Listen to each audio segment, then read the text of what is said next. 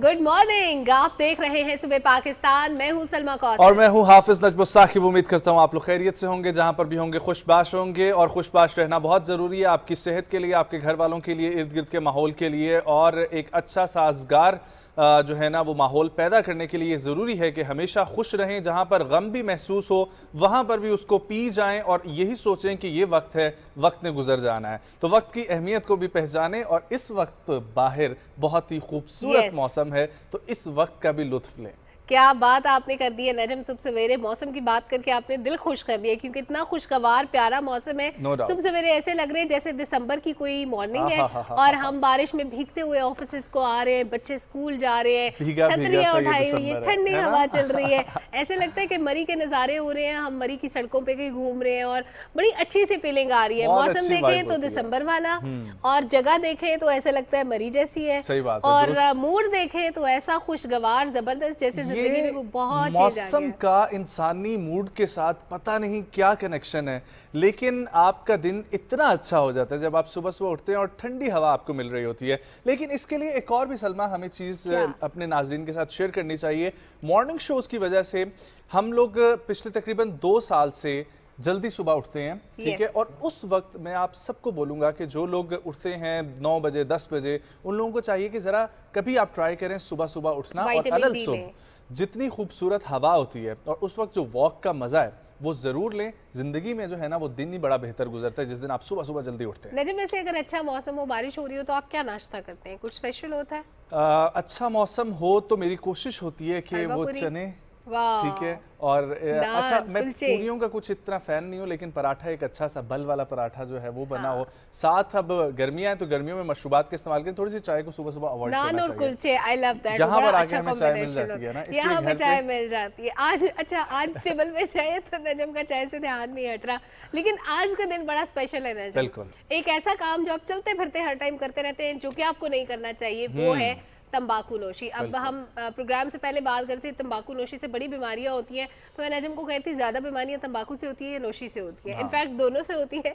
दोनों की जो बीमारियां हैं, प्रॉब्लम्स हैं, वो डिफरेंट होती हैं। बिल्कुल। तो आज दुनिया भर में और पाकिस्तान में भी आलमी सतह पर तंबाकू नोशी की रोकथाम के लिए दिन मनाया जा रहा है। और आलमी इदारा सेहत के ज़रिए तमाम इस दिन को मनाने के लिए 24 घंटे के लिए अलामती तौर पर इज्तनाब किया जाता है तमाम ही सिगरेट नोशी या तंबाकू नोशी की चीज़ों से। लेकिन इस पर डिटेल रिपोर्ट तैयार की है आयशा रफीक ने। आलमी इदारा सेहत ने 1987 में दुनिया भर में तर्के तंबाकू नोशी का दिन मनाने का फैसला किया, जिसके बाद से पाकिस्तान से में दुनिया भर में हर साल 31 मई को तर्के तंबाकू नोशी का दिन मनाया जाता है। इस दिन को मनाने का मकसद तंबाकू नोशी के मुज़र असरात और इसके सबब होने वाले मुहलिक अमराज से आवाम को आगाही फराहम करना है। आलमी इदारे सेहत के मुताबिक दुनिया भर में कमोबेश 39% मर्द और 9% खवातीन तंबाकू नोशी करते हैं। WHO यूरोपीय ऑफिस में तंबाकू कंट्रोल की टेक्निकल ऑफिसर का कहना है कि तंबाकू नोशी ना करने वालों के लिए दूसरों की जानिब से छोड़े गए धुएं से फेफड़ों के कैंसर का खतरा 20 से 30% तक बढ़ जाता है। वो मजीद कहती हैं कि 1 घंटा से भी कम वक्त तक दूसरे हाथ से धुएं का शिकार होने से दिल की शरियानों की अंदरूनी तह को नुकसान पहुंच सकता है, जिससे दिल का दौरा पड़ने का खतरा बढ़ जाता है। माहिरीन का कहना है कि तंबाकू नोशी करने वाले के फेफड़े मुतासिर होने के बायस इसको कोरोना लगने के इम्कानात 50% ज़्यादा होते हैं। माहिरीन सेहत ने हुकूमत से अपील की है कि मुल्क में 18 साल से कम उम्र के बच्चों को सिगरेट बेचने पर पाबंदी को यकीनी बनाएं, ताकि मुल्क के मुस्तकबिल को सेहतमंद और महफूज बनाया जा सके।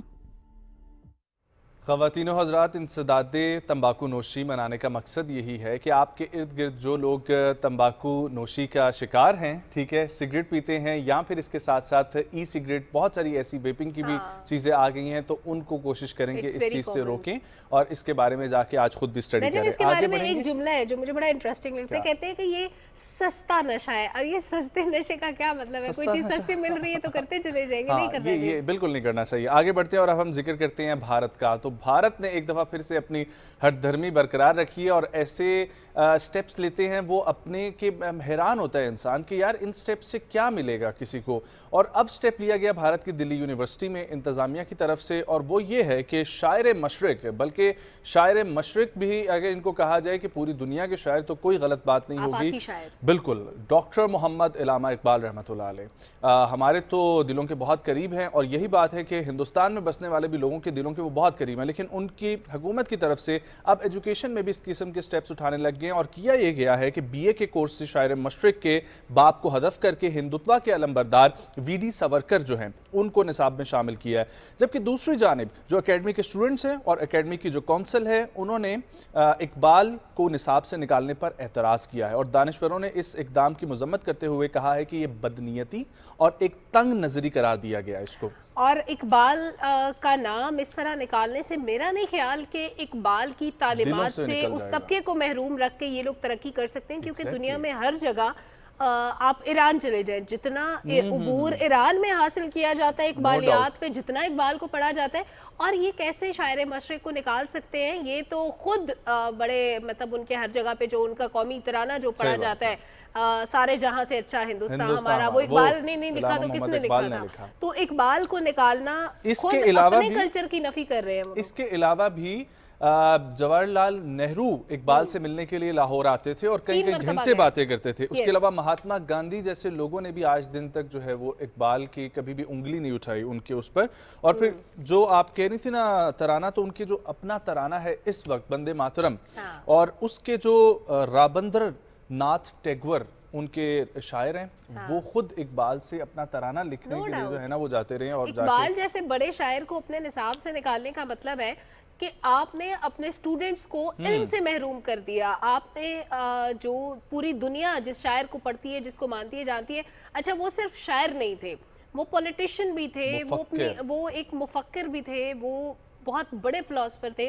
आपने उनकी शख्सियत के बहुत से पहलुओं से अपनी नस्ल को दूर कर दिया। तो ये इंडिया को इस पे गौर करना चाहिए, सोचना चाहिए, इस इंतहापसंद सोच से बाहर निकलना चाहिए। एनीवेज, अब मैं आपको जरा सैर कराती हूँ न्यूजीलैंड की। न्यूजीलैंड में क्या हो रहा है? बहुत जबरदस्त चीज हुई है जनाब। आप जहाज में सफर करते थे, आपका सामान तोल के रखा जाता था, लेकिन आप बगैर तोले बैठ जाते थे जहाज में। अब ऐसा नहीं होगा, अब आपको भी तोल के बिठाया जाएगा, यानी आपका वजन चेक किया जाएगा जहाज में बिठाने से पहले।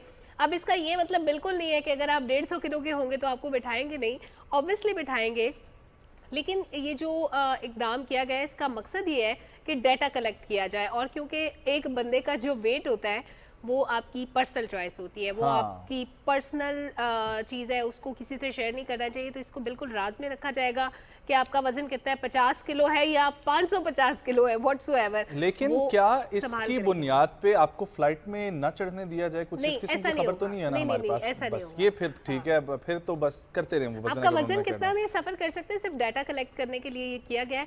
अच्छी चीज़ है, मेरा ख्याल है बुरी नहीं है, और हम तो बिल्कुल भी बॉडी शेमिंग को इनकरेज नहीं करते और ना करना चाहिए। और आप लोग भी इस चीज़ का खास ख्याल रखेंगे, खासतौर पे अपने बच्चों को भी। ये मोटा बच्चा, काला बच्चा, छोटा बच्चा, बड़ा बच्चा, इस किस्म के अलकाबात हरगिज उनके साथ नहीं जोड़ने चाहिए।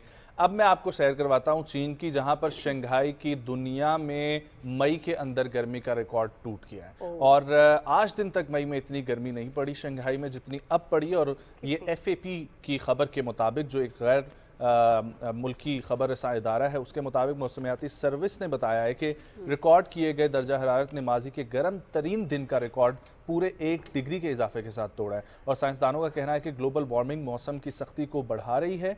जनूब मशरकी और जनूबी एशिया में कई ममालिक हालिया हफ्तों के दौरान मुहलिक तरीन हीट वेव से गुजर रहे हैं, और ये बढ़ते हुए दर्जा हरारत का सामना पाकिस्तान को भी आने वाले दिनों में करना पड़ सकता है। और क्लाइमेट चेंज से निपटने के लिए जो दुनिया भर ने कुछ चीज़ें डिसाइड की थी, वो सारे ममालिक को इम्प्लीमेंट करने की ज़रूरत है, क्योंकि ज़ाहिर है ग्लोबल वार्मिंग हम सबको इफेक्ट कर रही है। जो बारिशें, अच्छे मौसम का हम जिक्र करते हैं, ये कोई आने वाले वक्त के लिए बहुत फेवरेबल नहीं है। इसी तरह जहाँ पे गर्मी पड़ रही है वो भी बहुत फेवरेबल नहीं है। जिस टाइम पे जो मौसम होना चाहिए माज़ी की तरह, वो नहीं है, उसको बिल्कुल होना चाहिए। उसके लिए हम सबको मिलकर एफर्ट्स करनी है। और अब जरा बात कर लेते हैं रंगारंग तकरीब की, जिसका हमने कल बताया था कि जनाब नेशनल गेम्स ख़त्म हो रही है कोयटा में, तो क्या खूबसूरत नज़ारे होते हैं, क्या अच्छा वहाँ पे कल्चर का मुजाहरा होता है और मुख्तलिफ सकाफ़तों के रंग हमें नज़र आते हैं, क्योंकि स्पोर्ट्स एक्टिविटीज़ में सबको इंटरेस्ट था, सबकी दिलचस्पी थी। हमारे बड़े अच्छे अच्छे प्लेयर्स ने गोल्ड मेडल्स लिए जो हमारे मेहमान भी बने, चाहे महूर की बात हो या कल हमारे जो मेहमान थे उनकी बात हो, और आगे भी हम मिलवाते रहेंगे। एग्जैक्टली, लेकिन ये तकरीब देखना बड़ा ज़रूरी है। वकार अहमद ने रिपोर्ट तैयार की। नेशनल गेम्स मेगा इवेंट के बेहतरीन एथलीट्स कौमी सरमाया हैं। खेल मुकाबले के रुझान को फरोग देते हैं। नेशनल गेम्स मुकाबले तो खत्म हुए, लेकिन आगे से आगे बढ़ने के जज्बे को खत्म नहीं होने देना। सदर और वजीर आजम की नेशनल गेम्स की इफ्तिताही और इख्तितामी तकरीब में शिरकत इस बात का भी इजहार है कि हुकूमत तामीरी, तख्लीकी और हेल्दी कॉम्पिटिशनों किस कदर अहमियत देती है।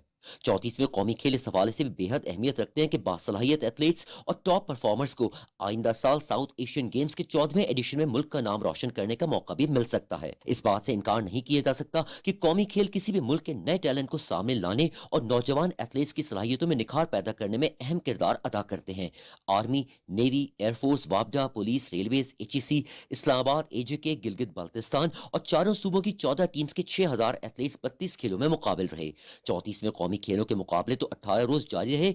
Weight lifting, boxing, football, hockey, squash, gymnastics और मार्शल आर्ट समेत दीगर मुकाबलों में मेडल्स के हुसूल की जंग में एथलीट्स ने अपनी सलाहियतें मनवाने के लिए भरपूर मुकाबला किया।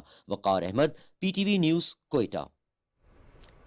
नेशनल गेम्स का सफ़र ख़त्म हुआ और कल रंगारंग तकरीब के हवाले से वकार अहमद रिपोर्ट पेश कर रहे थे। आगे बढ़ेंगे और अब बरतानिया की सैर आपको करवाएंगे, जहां पर सूरज निकला और बड़े मुनफरिद अंदाज से निकला और इतना खूबसूरत कि उसने हॉलोस अपने इर्द गिर्द बना लिया। और कहा जाता है कि ये बहुत ही कितना खूबसूरत नज़ारा आप लोग इस वक्त टीवी स्क्रीन पर देख रहे हैं। सूरज के गिर्द दायरे को हालूस का नाम दिया जाता है और इसके अंदरूनी किनारे सुर्खी माइल हो जाते हैं और सूरज के गिर्द ये फैले मुनफरिद कौसे कज़ा के रंगों ने माहौल को और भी खूबसूरत बना दिया। और बरतानवी नशरियाती इदारे का कहना है कि ऐसा नज़ारा देखने को मिलता है, लेकिन बहुत कम देखने को मिलता है और आज दिन तक रियलिटी में मैंने ऐसा नज़ारा बिल्कुल नहीं देखा, लेकिन इट्स सो ब्यूटीफुल और समंदर तो बहुत से ममालिक में मौजूद होते हैं, लेकिन ये जो नज़ारा है, अगेन खूबसूरत चीज़ें देखने के लिए हमें क्लाइमेट चेंज पे काम करना है। हमें क्लाइमेट को वापस अपनी असल हालत में लेके आना है, एफर्ट्स करनी है। और सबसे बड़ी एफर्ट नजम कि जो प्लास्टिक हमारे माहौल में मौजूद है इसको खत्म करना है, चाहे बैग्स हो, बॉटल्स हो, लेकिन बॉटल्स को यूटिलाइज किया गया है बड़े अच्छे तरीके से। प्लास्टिक की बॉटल्स को वैसे तो हम फेंक देते हैं यूजुअली, जो कि उनको प्रॉपर डिस्पोज ऑफ करना चाहिए। पहले तो प्लास्टिक का यूज़ ही नहीं करना चाहिए, इसको हम डिस्करेज करते हैं, लेकिन जो बॉटल्स यूज़ होती हैं उनको फेंका गया। उनसे जनाब तैयार हुई है बड़ी खूबसूरत शर्ट, बहुत बड़ी शर्ट इससे बनाई गई है और इसको आप दुनिया की सबसे बड़ी टी शर्ट कह सकते हैं। और ये बनी है जनाब प्लास्टिक से, ये बड़ी इंटरेस्टिंग बात है। और ये जो इस्तेमाल शुदा चीज़ें होती हैं उनकी जो बाकियात थी उनको रिसाइकिल किया गया, फिर ये शर्ट बनाई गई। और टी शर्ट की जो लंबाई है वो 109 मीटर है, चौड़ाई है 74 मीटर। और इसे खोलने और समेटने के लिए दर्जनों रजाकारों ने हिस्सा लिया, जिसका अमली मुजाहिरा 27 मार्च को किया गया था। ये ना हो सलमा के 10-15 दिन बाद ये शर्ट जो है वो राजा बाजार से मिल रही है। ये राजा बाजार से इसलिए नहीं मिलेगी कि ये किसी के साइज की नहीं है, बहुत बड़ी शर्ट है। लेकिन इंटरेस्टिंग बात ये कि Guinness book of world record ने इसको देखने के लिए काम शुरू कर दिया है कि जनाब इसको शामिल करें या नहीं। ऑब्वियसली बड़ी शर्ट है, किसी भालू के साइज की होगी, बंदे के साइज की तो होगी नहीं। हाँ, अच्छा, अब मैं आप लोगों को एक ना बिजनेस टेक्टिक भी देने लगा हूँ। हाँ। और खास तौर पे फूड चेन जो रन कर रहे हैं उन लोगों के लिए बहुत इंटरेस्टिंग खबर है। पिज्जा आप लोग, अगर मैं आपको बताऊं कि आप आज खरीदें, ठीक है, और रकम आप अपने मरने के बाद अदा करें, तो आपको कैसा लगेगा? हमारे बाद कौन पे करेगा? वैसे मैं तो सारी जिंदगी पिज्जा खाऊंगी। अच्छा, ये न्यूजीलैंड की एक पिज्जा की कंपनी है और ये चैन है जिन्होंने मुनफरिद अंदाज में अपने रेस्टोरेंट की प्रमोशन की और मुतअद्दिद कारोबारी अफराद ने भी इसको अपना लिया। अच्छा, कहा यह गया है कि न्यूजीलैंड में 666 और ऑस्ट्रेलिया में 666 सार्फिन को ये आफ्टर लाइफ पे प्रोग्राम के लिए मुंतखब किया जाएगा, जिससे पिज्जा की अदायगी में उस वक्त तक ताखीर हो सकती है जब तक कि गाहक इस दुनिया फ़ानी से रुखसत नहीं हो जाता। और इसके लिए बाकायदा मुआहिदा भी किया गया है कि हिल पिज़्ज़ा के CEO बेन कमिंग ने अपनी कंपनी की वेबसाइट पर ये लिखा है कि हम काफ़ी तादाद में लोगों को देख रहे हैं कि जो इंटरेस्टेड हैं इस चीज़ में और आ रहे हैं हमारे पास कि हमें भी इसमें शामिल किया जाए। ये वैसे बड़ी मजे की चीज़ है नजब कि आप एक कार्ड बनवाएं, सारी जिंदगी रज के पिज्जा खाएं और बाद में आपके लवाकिन जाने, पिज्जा कंपनी जाने, आपने ऐशी करनी है, अपने दोस्तों को ऐशी करानी है। पाकिस्तानी माहौल होता है, बोलते अब्बा जी बहुत पिज्जा खा गए, हमें जमीन बेचनी पड़ेगी। और अब ये अच्छा था कि ज़मीन बेच के पैसे देके सारी जिंदगी खाया होगा तो वो अच्छा खासा महंगा पिज़्ज़ा होगा। मुझे लगता है कि जो मरने के बाद पैसे होंगे वो ज़्यादा होंगे। एनीवेज, अब मैं आपको एक ऐसे ताजर से मिलवाती हूँ, एमिरेट्स से उनका ताल्लुक है। उन्होंने क्या किया कि जनाब उन्होंने डिलीवरी बॉय का लिबास पहना, मोटरसाइकिल पे निकले घूमने के लिए, सारी जगह पे वो गए और एक कंपनी के सोशल मीडिया पे वीडियो अपलोड की गई है। और वो क्या कर रहे हैं, असल में वो निकले क्यों थे, ये डिलीवरी बॉय का लिबास पहन कर, ये वो अपनी कंपनी का जायज़ा लेने के लिए गए थे कि उनकी कंपनी कैसा काम कर रही है। सोचें इससे बेहतर तरीका क्या हो सकता है कि वो खुद निकले डिलीवरी बॉय के लिबास में और जाके उन्होंने ग्राहक बन के चेक किया होगा कि भाई ये यहाँ पे ऑर्डर प्रॉपरली डिलीवर होता है, टाइम पे होता है नहीं होता, क्वालिटी कैसी होती है। क्वालिटी चेक का सबसे अच्छा तरीका था। और उन्होंने जो वीडियो अपलोड की वो आपने मनाजिर अभी मुलाहिजा किए कि किस तरह से वो चेक कर रहे हैं। क्वालिटी चेक के लिए बहुत अच्छा तरीका, बहुत अच्छा तरीका है और इस किस्म के पहले भी कंपनी के चीफ एग्जीक्यूटिव तरीक़ाकार अपनाते रहे हैं। आगे मैं बढ़ते हुए आपको बताता हूँ कि दुनिया में छाया हुआ एक शख्स एलॉन मस्क, और उनकी एक चीज़ अप्रूव होगी और वो चीज़ अप्रूव की है US food and drug administration ने। न्यूरोलिंक की इंसानी दिमाग में इम्प्लांट्स का तजर्बा करने की इजाज़त मिल गई है। ये एक स्टार्टअप है इनकी तरफ से, जिसका ये मकसद है कि इंसानी दिमाग को कंप्यूटर के साथ बराह रास्त तौर पर इंटरफेस किया जाए। और न्यूरोलिंक ने ट्विटर पर अपनी एक पोस्ट में ये भी बताया कि हम ये बताते हुए बहुत पुरजोश है कि हमें अपनी पहली इंसानी तिब्बी तहकीक शुरू करने के लिए FDA की मंजूरी मिल गई है और न्यूरोलिंक के मुताबिक क्लिनिकल ट्रायल के लिए भर्ती भी शुरू कर दी गई है। इसका मकसद ये है कि आपका कंप्यूटर कैसे आपके दिमाग के साथ जब लिंक्ड हो जाएगा तो उसके बाद कैसे आपका दिमाग वर्किंग करता है ये आपका कंप्यूटर नोट करेगा और वो सुपर कंप्यूटर एक आप ईजाद कर सकेंगे जो जहाँ तक ये पहुँचना चाहते हैं, बेसिकली इंसानी दिमाग का एक जो है अल्टरनेट तैयार करना चाहते हैं। सो वी होप कि एलॉन मस्क जो है वो इस चीज़ में भी कामयाब वो कुछ ना कुछ नया करते रहते हैं और वी होप कि वो इसमें भी कामयाब होंगे। नजम, मेरे पास एक खुशखबरी है, आर्नल्ड के मद्दाहों के लिए खुशखबरी है। जो लोग आर्नल्ड के फैन हैं, आर्नल्ड के फैंस जो हैं वो उनको देखते हैं, सुनते हैं, लेकिन उन्होंने पाकिस्तानियों का शुक्रिया अदा किया आर्नल्ड ने। और वो क्यों किया है उसकी वजह मैं आपको बताती हूँ। उनका जो OTT प्लेटफॉर्म है उस पे जो उनकी बहुत सारी चीज़ें, उनका जो प्रोजेक्ट था फोर्ब्स, उसकी सपोर्ट पे वो पाकिस्तानी मद्दाहों का शुक्रिया अदा कर रहे हैं और बड़ा वो लोग उनको अप्रिशिएट कर रहे थे। तो इस पे आर्नल्ड जो है वो बड़े खुश हैं, वो शुक्रिया अदा कर रहे हैं। जाहिर है एक आर्टिस्ट का ख्वाब क्या होता है कि उसके काम को पजीराई मिले, उसको सराहा जाए, उसको सपोर्ट किया जाए। ये सब पाकिस्तानी फैंस उनके लिए कर रहे हैं, तो इस पे ही इज़ वेरी हैप्पी, वो शुक्रिया अदा कर रहे हैं। और इसके साथ ही एक सारिफ ने जो है वो स्क्रीनशॉट भी शेयर किया उनके शुक्रिया अदा करने का। ये बहुत इंटरेस्टिंग चल रही है नेटफ्लिक्स पे आजकल। बिल्कुल। और आर्नल्ड का बहुत ज़्यादा दुनिया फ़ैन है और पाकिस्तान में काफ़ी अरसे से उनको लोग फॉलो कर रहे हैं। लेकिन अब मैं एक अच्छी सी पाकिस्तान से रिलेटेड आपको खबर शेयर करता हूं कि पाकिस्तान ने तरक्की की है। दो खबरें हमारे पास, एक सलमा आपसे शेयर करेंगी, एक मैं पहले करता हूं। लेकिन पाकिस्तानी साइंसदानों ने एक बड़ा कारनामा ये किया है कि सिट्रस फल जो हैं, जितने भी सिट्रस फल हैं, एक तो सामने आपको नजर आता है माल्टा, तो माल्टे की बहुत सारे एग्जाम, इसके अलावा भी जितने सिट्रस फल हैं उनके काटे बगैर आप उनकी मिठास मालूम करने का तरीका जो है वो वज़ा किया गया है। मसनूई जहानत यानी कि आर्टिफिशियल इंटेलिजेंस की टेक्नोलॉजी से फलों की मिठास मालूम करने का ये निज़ाम तैयार किया गया है। हम इन तक पहुंचने की भी कोशिश करेंगे और प्रोग्राम में इनको शामिल भी करेंगे ताकि आपको बताया जा सके हम कि ये बेसिकली कैसे चेक हो सकते हैं, क्योंकि अभी तक दिमाग हमारा भी तस्लीम नहीं कर रहा कि एक चीज़ को ओपन किए बगैर ही उसमें क्या क्या है और ख़ासतौर पे उसका एक ऐसा जायका, ये जायका कैसे चेक हो सकता है। बिल्कुल एग्जैक्टली ये बताने के लिए बड़ी अच्छी डिवाइस है। मेरे पास जो खबर है ना वो बड़ी अच्छी है, ब्लू कलर की रोड से मुतालिक खबर है मेरे पास। और इस्लामाबाद में वो ग्रीन रोड की है, वो प्लास्टिक से बनाई गई है और वो बड़ी पायदार है। यहाँ पे हमारे ऑफिस के करीब है, हम अक्सर वहाँ से गुजरते भी हैं। बिल्कुल नॉर्मल रोड की तरह, उसका बस कलर डिफरेंट है और मेरा ख्याल है वो इंटेंशनली डिफरेंट रखा गया है ताकि पता चले कि ये प्लास्टिक का रोड है। इसी तरह ब्लू रोड के बारे में जो मैं आपको बताने लगी हूँ, ये पाकिस्तान की पहली सड़क है जिसका रंग नीला है और ये कलमा चौक अंडरपास के करीब है, बुलेवार्ड लाहौर में बनाई गई है ये। और बहुत खूबसूरत नज़ारा होता है, आंखों को देखने में ये बड़ी प्लेजेंट लगती है। It's very beautiful. आप कभी सफ़र करें इस रोड की तरफ, ये देखेंगे दूर से कितना खूबसूरत इसका व्यू है। तो ये 10 से 12 हज़ार दरख्त लगाए गए हैं इसके आसपास और इसके अलावा जो रेन हार्वेस्टिंग टैंक्स की मदद से जो बारिश का पानी होता है उसके लिए भी जो है वो बंदोबस्त किया गया है। तो बड़ी ज़बरदस्त ये रोड है। ज़राअत बाकी लैंडस्केप के लिए भी बड़ा उन्होंने किया है, इसके लिए बेहतरीन इंतज़ाम किया है। और ये जो ब्लू रोड है इसका मकसद ये था, इसके पीछे पूरी एक स्ट्रेटजी थी माहौल दोस्त है, वही चीज है, यस, माहौल दोस्त उसको जो है ना प्रमोट किया जा सके। हम लोग ब्रेक की तरफ पढ़ेंगे, लेकिन उससे पहले एक आखिरी खबर है मेरे पास, और वो ये है कि इंटरनेशनल क्रिकेट काउंसिल के चेयरमैन ग्रेग बार्कले और चीफ एग्जीक्यूटिव चीफ एलडाइस 2 रोज़ा दौरे पर पाकिस्तान पहुंच गए और उनकी मुलाकात हुई है चेयरमैन पीसीबी मैनेजमेंट कमेटी जनाब नजम सेठी साहब से, और दीगर ओहदेदारों से भी मुलाकात की है और कदाफी स्टेडियम का विजिट भी किया है। और विजिट करने का, यहाँ पर आने का उनका मकसद ये है कि वर्ल्ड कप जो इंडिया में होने वाला है उसके ऊपर बातचीत हो, एशिया कप समेत पाकिस्तान में होने वाली चैंपियंस ट्रॉफी और मुस्तकबिल में पाकिस्तान में क्रिकेट मैचेस के इनेकाद पर भी तबादला ख्याल किया गया है। बहुत ही अच्छा इनिशिएटिव है, और मैं तो पहले भी नजम सेठी साहब के इस हवाले से, क्रिकेट के हवाले से बहुत फैन हूँ कि उन्होंने जिस तरीके से यहाँ पर PSL लेकर आए हैं और PSL को ग्रो करने में, क्रिकेट को बढ़ाने में उनका बहुत बड़ा एक किरदार है। बिल्कुल, बहुत ज्यादा कंट्रीब्यूशन। ब्रेक शामिल करते हैं, वापस आएंगे, 2 हमारे साथ गेस्ट मौजूद होंगे, आपकी मुलाकात अगेन हम लोग स्पोर्ट्समैन से करवाने लगे हैं, तो कहीं मत जाएं, सुबह पाकिस्तान के साथ रहें।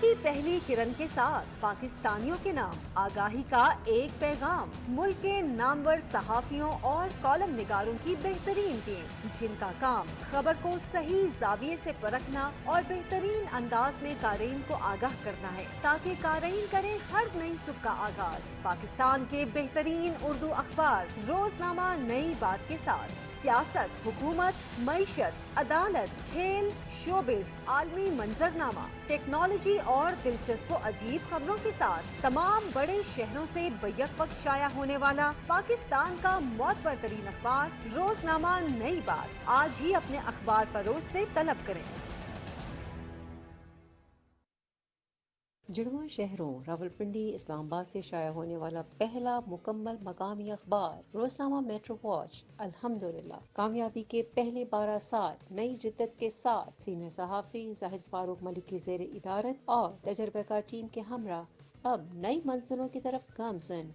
आज ही अपने हॉकर से अपनी कॉपी बुक करवाएं या ताज़ा तरीन खबरों के लिए विजिट करें www.metrowatch.com.pk।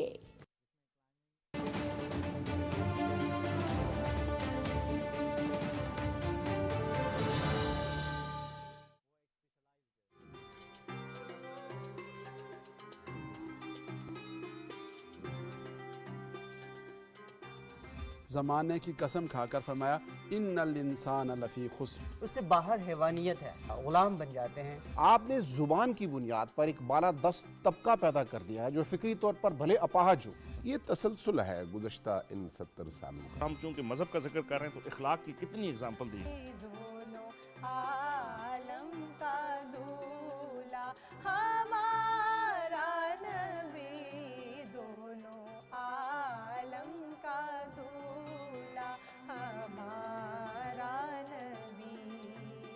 कि जो हमारे नाजरीन होते हैं या जो हमारे पढ़ने वाले होते हैं उनको समझ में आ रहा होता है कि कौन जो है वो सहाफ़ी है और कौन जो है वो पॉलिटिकल पार्टी एक्टिविस्ट है। अगर आप हकीकत को छुपा रहे हैं या उसमें कहीं आप कोई एंगलिंग कर रहे हैं तो आप सहाफ़ती बदयांती के मुर्तकिब हो रहे हैं।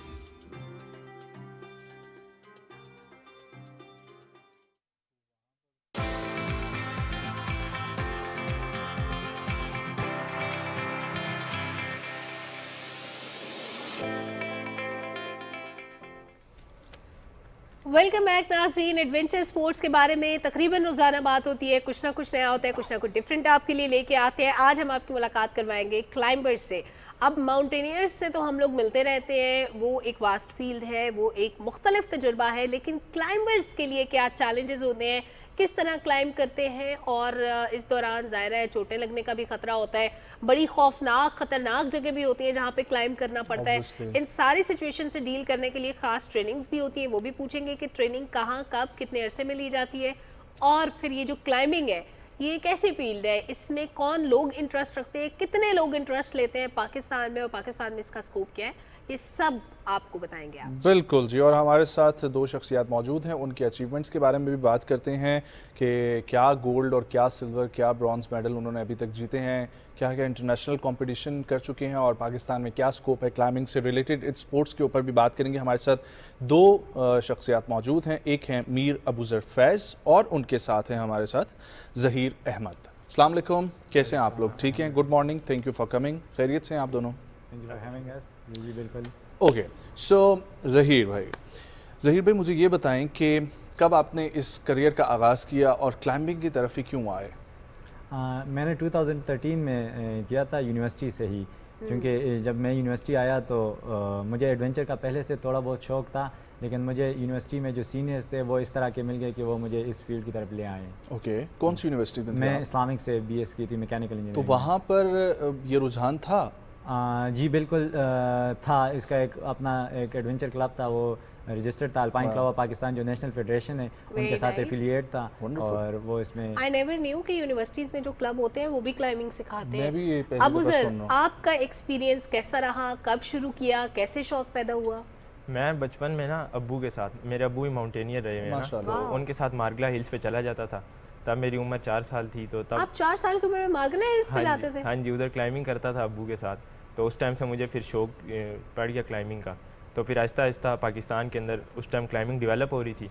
हाँ। तो जो हमारी नेशनल फेडरेशन है उसने फिर एक 2017 के अंदर एक स्पीड क्लाइंबिंग की वॉल बना दी। तो फिर उसके बाद फिर हमने वॉल कहाँ पर है?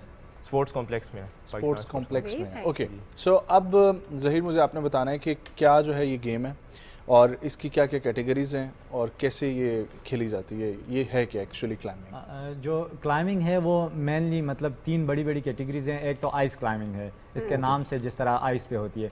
एक होती है ट्रेडिशनल क्लाइंबिंग, उसमें कोई सेफ्टी नहीं होती, बस आपने क्लाइंब करने जाना होता है और उसमें क्रैक्स होती है या कहीं पे आपने उसके डिफरेंट डिवाइसेस होते हैं, उसको यूज़ करके जाना होता है। और जो सेफ्टी मतलब कैसे नहीं होती? उसमें मतलब आपने अपनी डिवाइसेस होती है वो क्रैक्स में लगानी होती है या कहीं पे होल्ड में एक जगह है वहाँ भी सकती है। जी, वो ज़्यादातर सेफ़ होती है, लेकिन एक आध बीच में टूट भी सकती है और उसमें काफ़ी ज़्यादा इंजरी भी आ सकती है। तीसरी है स्पोर्ट्स क्लाइंबिंग, जो स्पोर्ट्स से रिलेटेड वो कम्प्लीटली सेफ़ है। फिर उसमें फर्दर जो है रॉक क्लाइंबिंग होती है और जो आर्टिफिशियल वॉल पे होती है वो भी क्लाइंबिंग होती है। तो उसकी फिर सब 3 कैटेगरीज है जिसके इंटरनेशनल इवेंट्स होते हैं, स्पीड क्लाइंबिंग, लीड क्लाइंबिंग और बोल्डरिंग। जो स्पीड क्लाइंबिंग होती है वो तो जिस तरह नाम से है, जितने कम टाइम में कोई ऊपर जाता है वो ऑब्वियसली। और इसमें एज वाइज भी कोई क्लासिफिकेशन होती है कि इस एज ग्रुप के लिए ये वाली क्लाइंबिंग होगी? बिल्कुल है, नहीं उस तरह से नहीं है, लेकिन डिफ़िकल्टी लेवल में डिफरेंट आता है। बाकी कैटेगरी वही वाली है, तीनों है। तो अंडर 15 है, अंडर 17 है, अंडर 19 है, ये 3 कैटेगरियाँ हैं। सो अबूज़र, आप लोग किसी स्पेसिफिक कैटेगरी के हैं या तमाम कैटेगरीज में? मैं तो अभी अंडर 19 खेल रहा हूँ। ठीक है, अंडर 19 में क्या आप कर रहे हैं? स्पीड क्लाइंबिंग है जो मेरी स्पेशल फील्ड है ना, स्पेशल जिसमें मैं, वो स्पीड क्लाइंबिंग है। और 7 गोल्ड मेडल भी आपको मिल चुके हैं जी। वो किस किस चीज़ में मिले हैं? वो ओवरऑल जो जितनी भी स्पोर्ट क्लाइंबिंग मैंने नेशनल कंपटीशन खेले हैं उसके अंदर 5 गोल्ड मेडल्स जो हैं स्पीड क्लाइंबिंग के हैं और बाकी जो मेडल्स हैं वो लीड क्लाइंबिंग। इंटरनेशनली भी आपने पार्टिसिपेट किया है कहीं? इंटरनेशनल मैं चाइना में गया था ट्रेनिंग के लिए, तो उधर स्पोर्ट क्लाइंबिंग की ट्रेनिंग हासिल की हमने। ओके, ठीक है।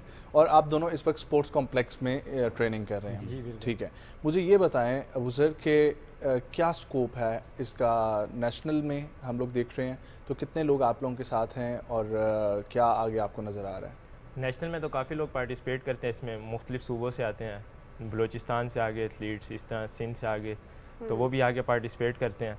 और उसके अलावा स्कोप तो है, हमारी जो अभी करंट सिचुएशन है कंट्री की, इकॉनमी की, उस लिहाज से थोड़ी डिफ़िकल्टीज़ तो हैं स्पोर्ट्स के अंदर, लेकिन जो हमारे इदारे हैं जिस तरह पाकिस्तान स्पोर्ट्स बोर्ड हो गया, अल्पाइन क्लब ऑफ पाकिस्तान जो हमारी नेशनल फेडरेशन है, वो अपनी पूरी कोशिश कर रही है कि एथलीट्स को हम सपोर्ट करें जितना हमारे पास फैसिलिटीज़ हैं उसके साथ। ज़हीर, बाकी खेलों की तरह क्या इस खेल के लिए भी बहुत पैसे चाहिए होते हैं? क्या आपकी किट्स वगैरह या जो आपके इक्विपमेंट होता है वो बहुत महंगा आता है? जी बिल्कुल, इक्विपमेंट तो इसका क्योंकि सेफ्टी इस पर ज़्यादा इन्वॉल्व होती है तो इसका इक्विपमेंट पाकिस्तान में बनता नहीं है, तकरीबन सारा बाहर से।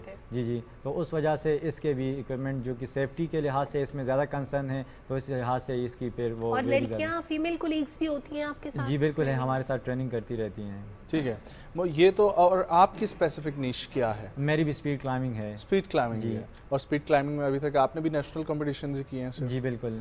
और आप लोगों के जो ये फेडरेशन है इसकी तरफ से इंटरनेशनली कोई गया है अभी तक? जी बिल्कुल, मैं गया हूँ, हमारे साथ 2-3 और लड़के हैं। इवन पहली दफ़ा 2012 में हमारी टीम गई हुई थी अल्पाइन क्लब ऑफ पाकिस्तान ने ही भेजा था PSB के थ्रू ही इंटरनेशनल इवेंट्स पे। स्पोर्ट्स बोर्ड जी, फिर 2013 में हमारे एक एथलीट गया था बाकू में, फिर 2016 में हम गए थे। ये ओलंपिक में है गेम? जी बिल्कुल, ओलंपिक में भी है, एशियन गेम्स में भी है, वर्ल्ड गेम्स में भी है, वर्ल्ड यूथ गेम्स में भी है और यूथ ओलंपिक्स में भी है। अच्छा अबू सर, क्लाइंबिंग के दौरान जैसे जो हमारे माउंटेनियर्स होते हैं उनके साथ ऑक्सीजन का सिलेंडर भी होता है, तो आप लोग जब रॉक क्लाइंबिंग करते हैं उस दौरान आप लोगों को भी ऑक्सीजन कैरी करना पड़ती है या कोई ऐसी चीज़ें साथ रखनी पड़ती हैं जो आपके वापस आने तक आपको हेल्प कर सके?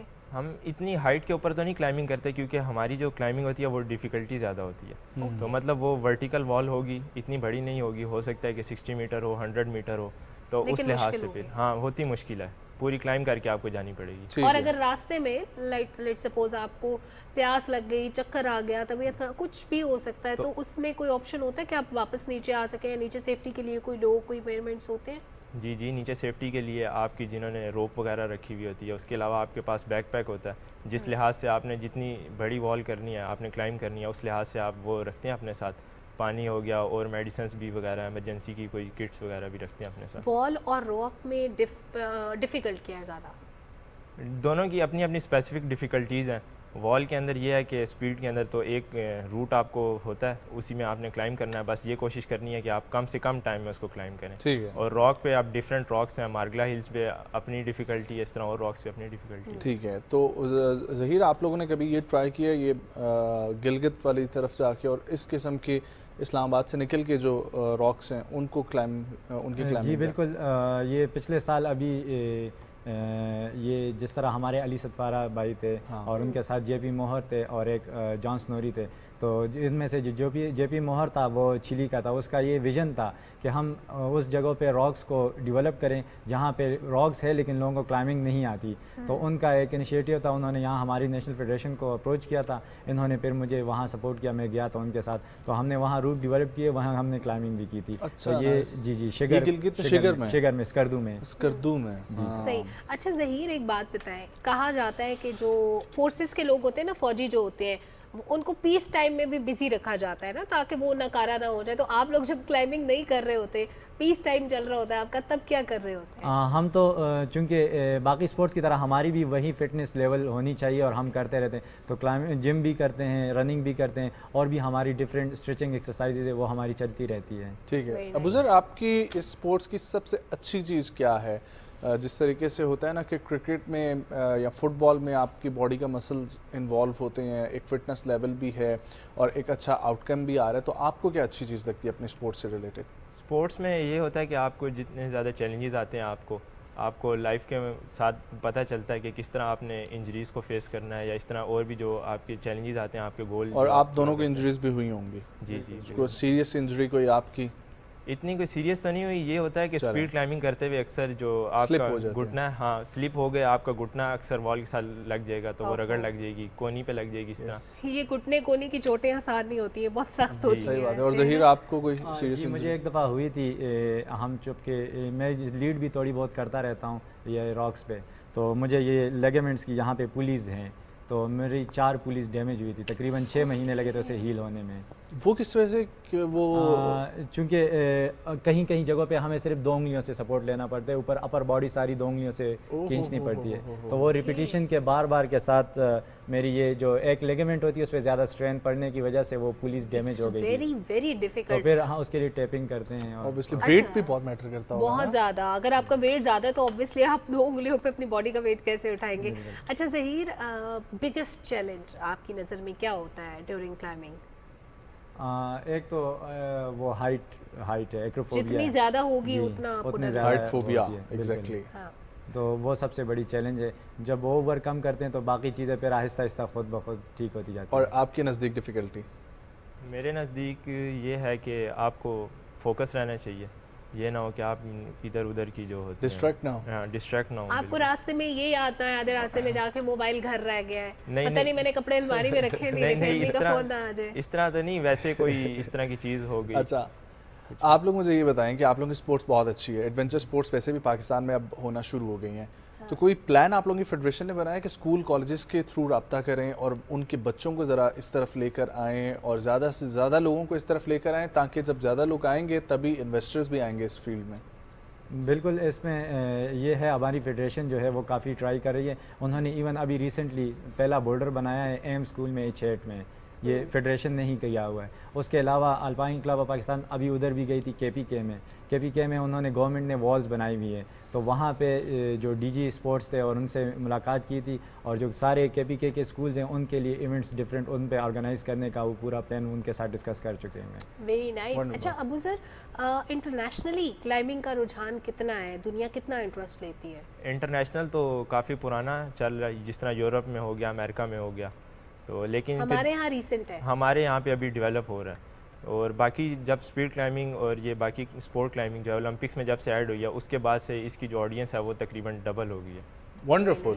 अब सर मुझे ये बताएं कि आप लोगों के स्पोर्ट्स कॉम्प्लेक्स में जिन लोगों ने आप लोगों को शामिल होना है आप लोगों के साथ, वो क्या प्रोसेस है, क्या क्राइटेरिया है?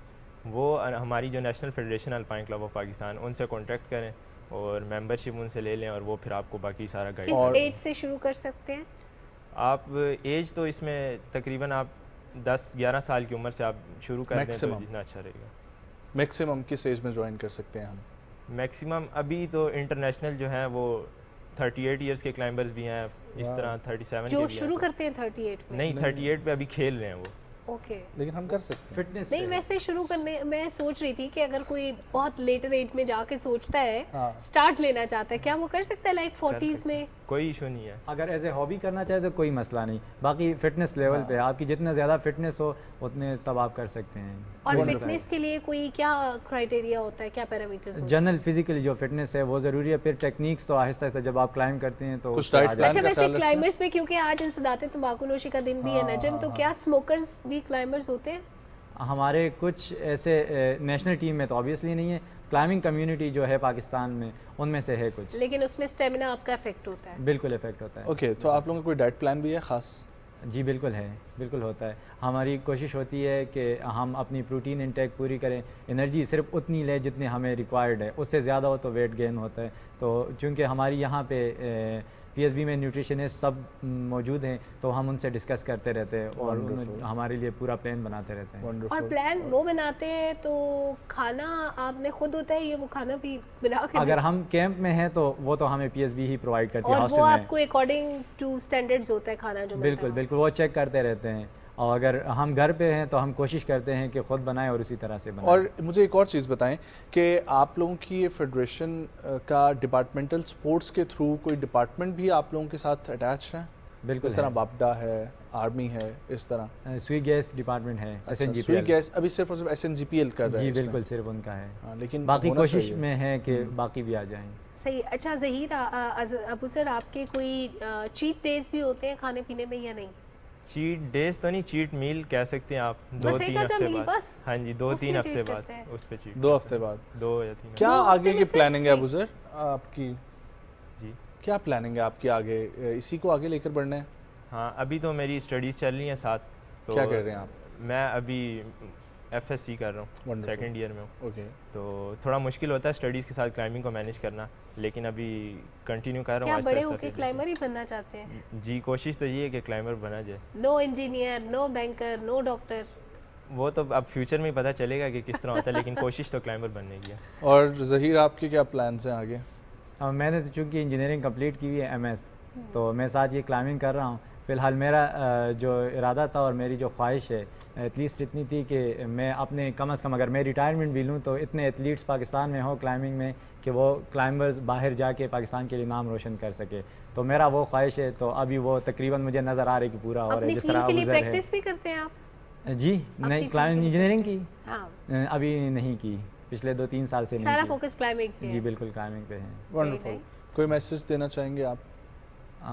बिल्कुल, क्यों नहीं। ये है कि जो भी आप काम करें तो वो दिल से करें, वो ज़रूर पूरा होता है। बीच में डिफ़िकल्ट टाइम्स आती हैं जो आपको लगता है कि नहीं पॉसिबल नहीं है, लेकिन आपने उस पर कंप्लीट फोकस करना है। वो पॉसिबल है, लेकिन आपने उसके साथ कंसिस्टेंट रहना है। एक चीज़ ज़हीर मुझे और बता दें, आपकी ये जो क्लाइंबिंग का जो टारगेट होता है, वॉल क्लाइंबिंग तो ज़ाहिर है वो तो एक दिन का ही काम होता होगा, कुछ घंटों का काम होता होगा, अगर आप रॉक क्लाइंबिंग के लिए जाते हैं उसके लिए कुछ दिन रिक्वायर्ड होते हैं, कुछ घंटे, या वो कितनी देर का प्रोसेस होता है? वो हमारी चूँकि मेन स्पोर्ट्स वॉल पे होती है तो हमारा यहाँ पे टाइम ज़्यादा लगता है, वहाँ पे हम 2-3 घंटे दिन में चले जाते हैं तो मोर देन इनफ है। ठीक है, यानी कोई ये ऐसा दिनों वाला काम नहीं है कि आपको कई कई दिन लग जाए क्लाइंबिंग में, ऐसा नहीं होता? अगर यहाँ पे है, इस्लामाबाद में है, चूँकि ये हमारे लिए एक्सेसिबल है तो एक दिन में आना जाना सब कुछ हो जाता है। इस तरह पाकिस्तान में एक जगह है ट्रेंगो टावर्स, वो गेटू जाते हुए रास्ते में आते हैं तो वहाँ तो सिर्फ 3-4 दिन का वहाँ पहुँचने के लिए अप्रोच टाइम चाहिए। फिर उस रूट की तकरीबन 800 फीट हाइट है, वो उसमें 3-4 दिन मुसलसल आपको क्लाइंब करनी पड़ती है। 3-4 दिन? जी, तो वो मुसलसल आपको उसके लिए अपने इक्विपमेंट होते हैं, लटक के आपने सोना भी, खाना पीना भी करने, सब कुछ। अच्छा, सोना भी लटक के होता है? उसका अपना वो होता है, एक टेंट होता है, वो हवा में ही सो जाते हैं मतलब? जी, वो लटका देते हैं उसमें, फिर प्रॉपर सो जाते हैं सेफ्टी लगा। सीरियसली? जी बिल्कुल। तो कभी कोई खतरा नहीं हुआ? नहीं, इवन इस पे तो इवन यूरोप में और अमेरिका में कुछ रिजॉर्ट्स वालों ने भी ये अट्रैक्शन रखी हुई है कि आप अगर वहाँ पर जाके सोना उन्होंने टेंट्स लगाए होते हैं, ऊपर से लोग रस्सियों पे उतर के उसमें इवन रात स्पेंड करते हैं। तो अगर साथ पहाड़ी पे कोई छिपकली निकल आए रॉक के ऊपर, फिर वो तो कवर्ड होता है। यहाँ भी निकलती रहती, कोई मसला नहीं, वो निकलती रहती है। नहीं, मेरा ये मकसद नहीं है कि वो तो चले कवर्ड होता है, वो तो फिर भी थोड़ा बहुत बंदा जो है ना बच जाता है जिप शिप बंद करके। लेकिन अगर रात को आपको यही ख्यालात आते रहे कि अभी यहाँ से हुक निकला और नीचे गए तो क्या होगा? उसके लिए जो क्लाइंबर जो वहाँ पे सोते हैं उन्होंने प्रॉपर वो किट पहनी होती है और उनकी एक अलग से रस्सी आई होती है, वो अटैच होते हैं। अगर टेंट निकल भी आए तो आप उधर ही नींद में तो पैराशूट भी नहीं खुलता होगा, क्या होता होगा? ओके अबू सर, आप कुछ मैसेज देना चाहें? मैं यही यंगस्टर्स को मैसेज देना चाहूँगा कि वो स्पोर्ट्स ज्वाइन करें कोई भी, क्योंकि जब इंसान जवान होता है तो उसमें काफ़ी एनर्जी होती है। तो बजाय उसको नेगेटिव चीज़ों में आप यूज़ करें, आपकी स्पोर्ट्स वगैरह ज्वाइन कर लें, स्टडीज़ अपनी ना छोड़ें, वो भी साथ साथ जारी रखें। बहुत अच्छा मैसेज। जब आपको लगे कि आप प्रोफेशनल कैरियर बना सकते हैं स्पोर्ट्स में तो आप प्रोफेशनल स्पोर्ट्स बहुत खूब, बहुत खूब। और यही ज़रूरी है कि अगर आपको नज़र आए कि आपका प्रोफेशनल करियर बन सकता है तो बनाएं, जिद में आके जो है ना वो स्पोर्ट्स को कंटिन्यू ना करें। Thank you so much Abu sir for coming, thank you so much Zaheer Ahmed for coming. Wish you best of luck, आप लोग इसी तरीके से बढ़ें और इंशाल्लाह हम उम्मीद करते हैं कि तमाम डिपार्टमेंट्स भी इसमें आएंगे, बहुत सारे इन्वेस्टर्स भी इसमें आएंगे और ये स्पोर्ट्स भी आगे बढ़ेगी एज एडवेंचर स्पोर्ट्स पाकिस्तान में अब चल रही हैं, बढ़ रही हैं। न्यूज़ ब्रेक की तरफ बढ़ना है, न्यूज़ ब्रेक से वापस आएंगे और अगेन कुछ इसी किस्म की एक्टिविटीज़ के ऊपर हम लोग बात करेंगे। कहीं मत जाएं, सुबह पाकिस्तान के साथ रहें।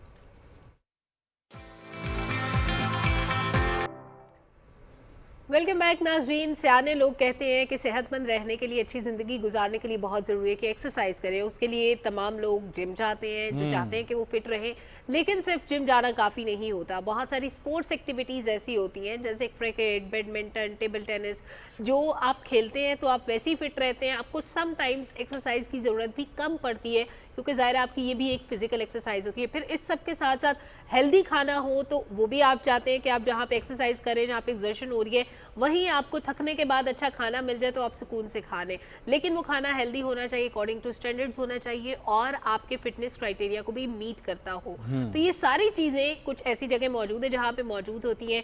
तो ऐसी ही एक जगह के बारे में आज हम बात करने वाले हैं और इन जगहों का होना, इन चीज़ों का होना एक कम्युनिटी के लिए, एक शहर के लोगों के लिए कितना ज़रूरी है, शहर की तरक्की में ऐसी जगहों का क्या किरदार होता है, ये भी आप जानते हैं। बिल्कुल जी, और आप लोगों को ये तो पता ही है कि लाहौर जिमखाना का बहुत जिक्र सुना गया है तारीख़ में, ख़ास तौर पर 1965 की जंग के हवाले से। लेकिन ये क्लब्स जो हैं ये कितने इंपॉर्टेंट होते हैं हेल्थ एक्टिविटीज़ को प्रमोट करने में, और उसके अलावा कम्युनिटी सर्विसेज जो होती हैं, फिर आप अपना कोई इवेंट करवाना चाहते हैं या आप अपनी फैमिली गैदरिंग्स को अवेल करना चाहते हैं, अपने गेस्ट को अवेल करना चाहते हैं, सो ये क्लब्स होना हर शहर में कितना इंपॉर्टेंट है वहाँ के रिहायशियों और शहरियों के लिए, मज़ीद उनकी ज़िंदगी को बेहतर बनाने में और आसान करने में। इसी के ऊपर हम लोग बात करेंगे और आज हमारा टॉपिक जो होगा वो रावलपिंडी जिमखाना क्लब उससे रिलेटेड और उनकी एक्टिविटीज़ से रिलेटेड होगा। हमारे साथ शख्सियत मौजूद हैं, ये x Rawalpindi chamber of commerce and industry के प्रेसिडेंट हैं और इस वक्त सेक्रेटरी रावलपिंडी जिमखाना क्लब। हमारे साथ मौजूद हैं जनाब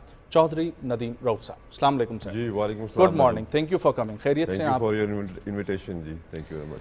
नदीम भाई, रावलपिंडी चैम्बर का एक बहुत सारी एक्टिविटीज़, उनमें से रवात इंडस्ट्रियल स्टेट भी हम लोग देखें तो उसको भी आप लोग आफ्टर कर रहे हैं।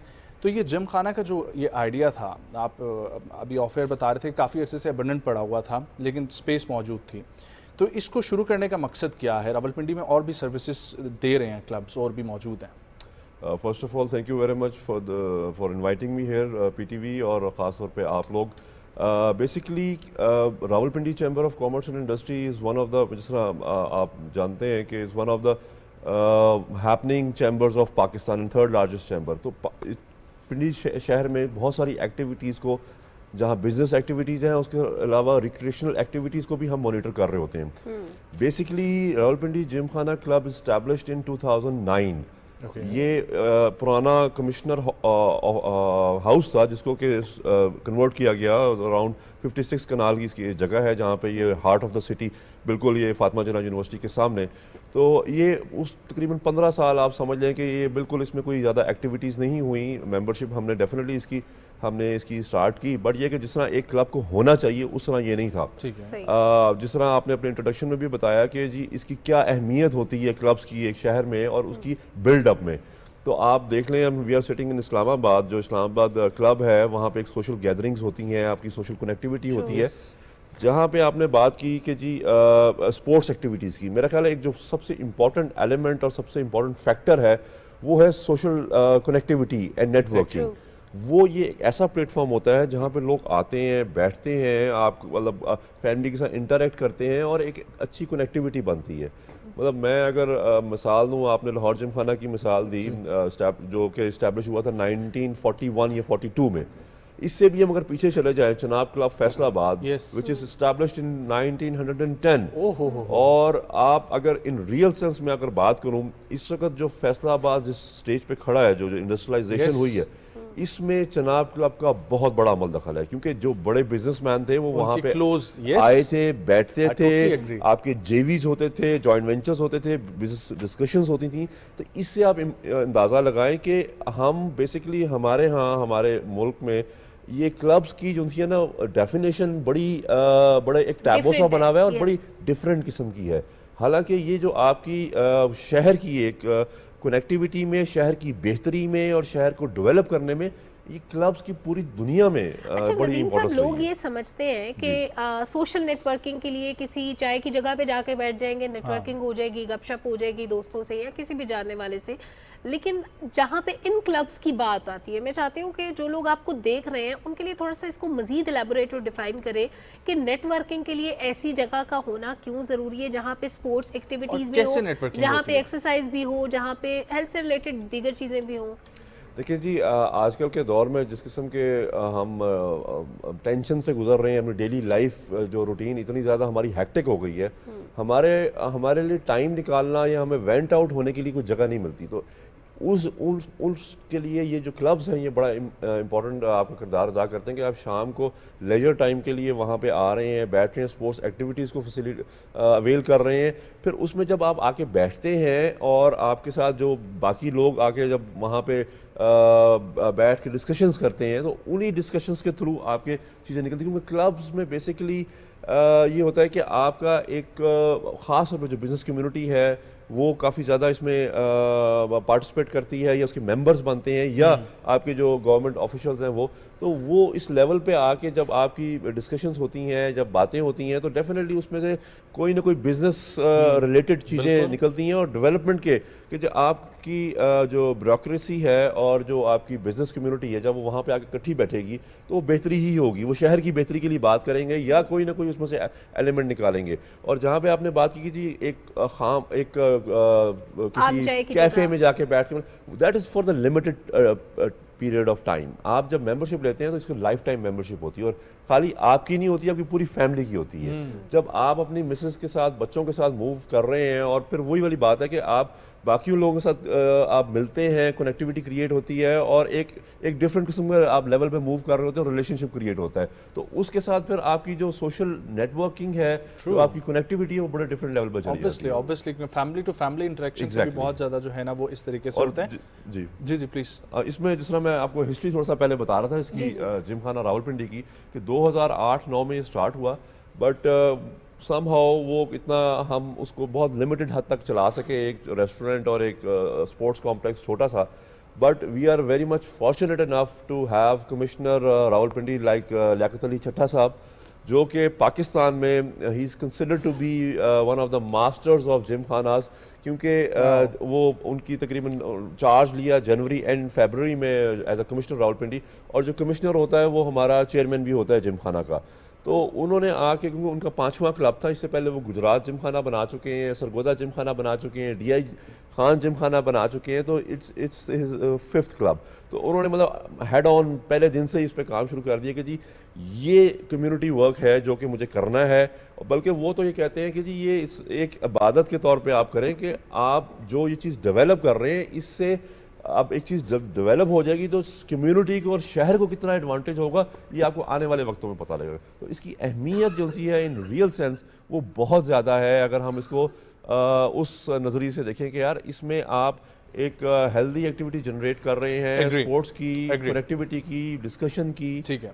सो अब ये जिम खाना जो है रावलपिंडी का, ये सबके लिए ओपन है, जो भी इसकी मेंबरशिप लेना चाहता है। इसी तरह नदीम भाई, बेसिकली कुछ क्राइटेरिया है आपका? पीछे अब इसकी मेंबरशिप हमने बंद की हुई थी, मगर चूंकि अब हम डेवलपमेंट काम बहुत सारे हमने अभी स्टार्ट किए हुए हैं, तो हमने इसकी मेंबरशिप आजकल ओपन की हुई है। और एक चीज़ मैं बताऊं कि इसमें गवर्नमेंट का 1 रुपया भी नहीं लग रहा, ना हम गवर्नमेंट से कोई डोनेशन ले रहे हैं, ना कोई फंडिंग ले रहे हैं, ना किसी स्पॉन्सर ले रहे हैं। इसकी जितने भी डेवलपमेंट के काम हो रहे हैं, और इस वक्त करोड़ों के मतलब अच्छे खासे हमने काम इस वक्त हमने डिटेल्स में आपको बताऊंगा जो हमने खोले हुए हैं, वो सारा मेंबरशिप के पैसे से ही हम उसको काम को कर रहे हैं। मतलब इनडायरेक्टली कि अगर हम एक बंदा मेंबरशिप इसकी लेता है तो वो बेसिकली जो पैसे हैं वो उसकी डेवलपमेंट में चिप इन कर रहा है। You will part of that club, you own that club because your money is being utilised there in the club. एक और चीज़ अगर आप क्लियर करते, जिन लोगों को नहीं पता उनके लिए हम इससे पहले बात भी कर चुके हैं कि जो रावलपिंडी जिम खाना का मेंबर है वो लाहौर या गुजरात में अवेल नहीं कर सकता, वो उसके लिए यहीं पे फैसिलिटीज है? नहीं, ऐसा नहीं है। बेसिकली होता क्या है कि जिम खाना जो है पूरे पाकिस्तान में ये नेटवर्क है, मुख्तलिफ शहरों में ये है।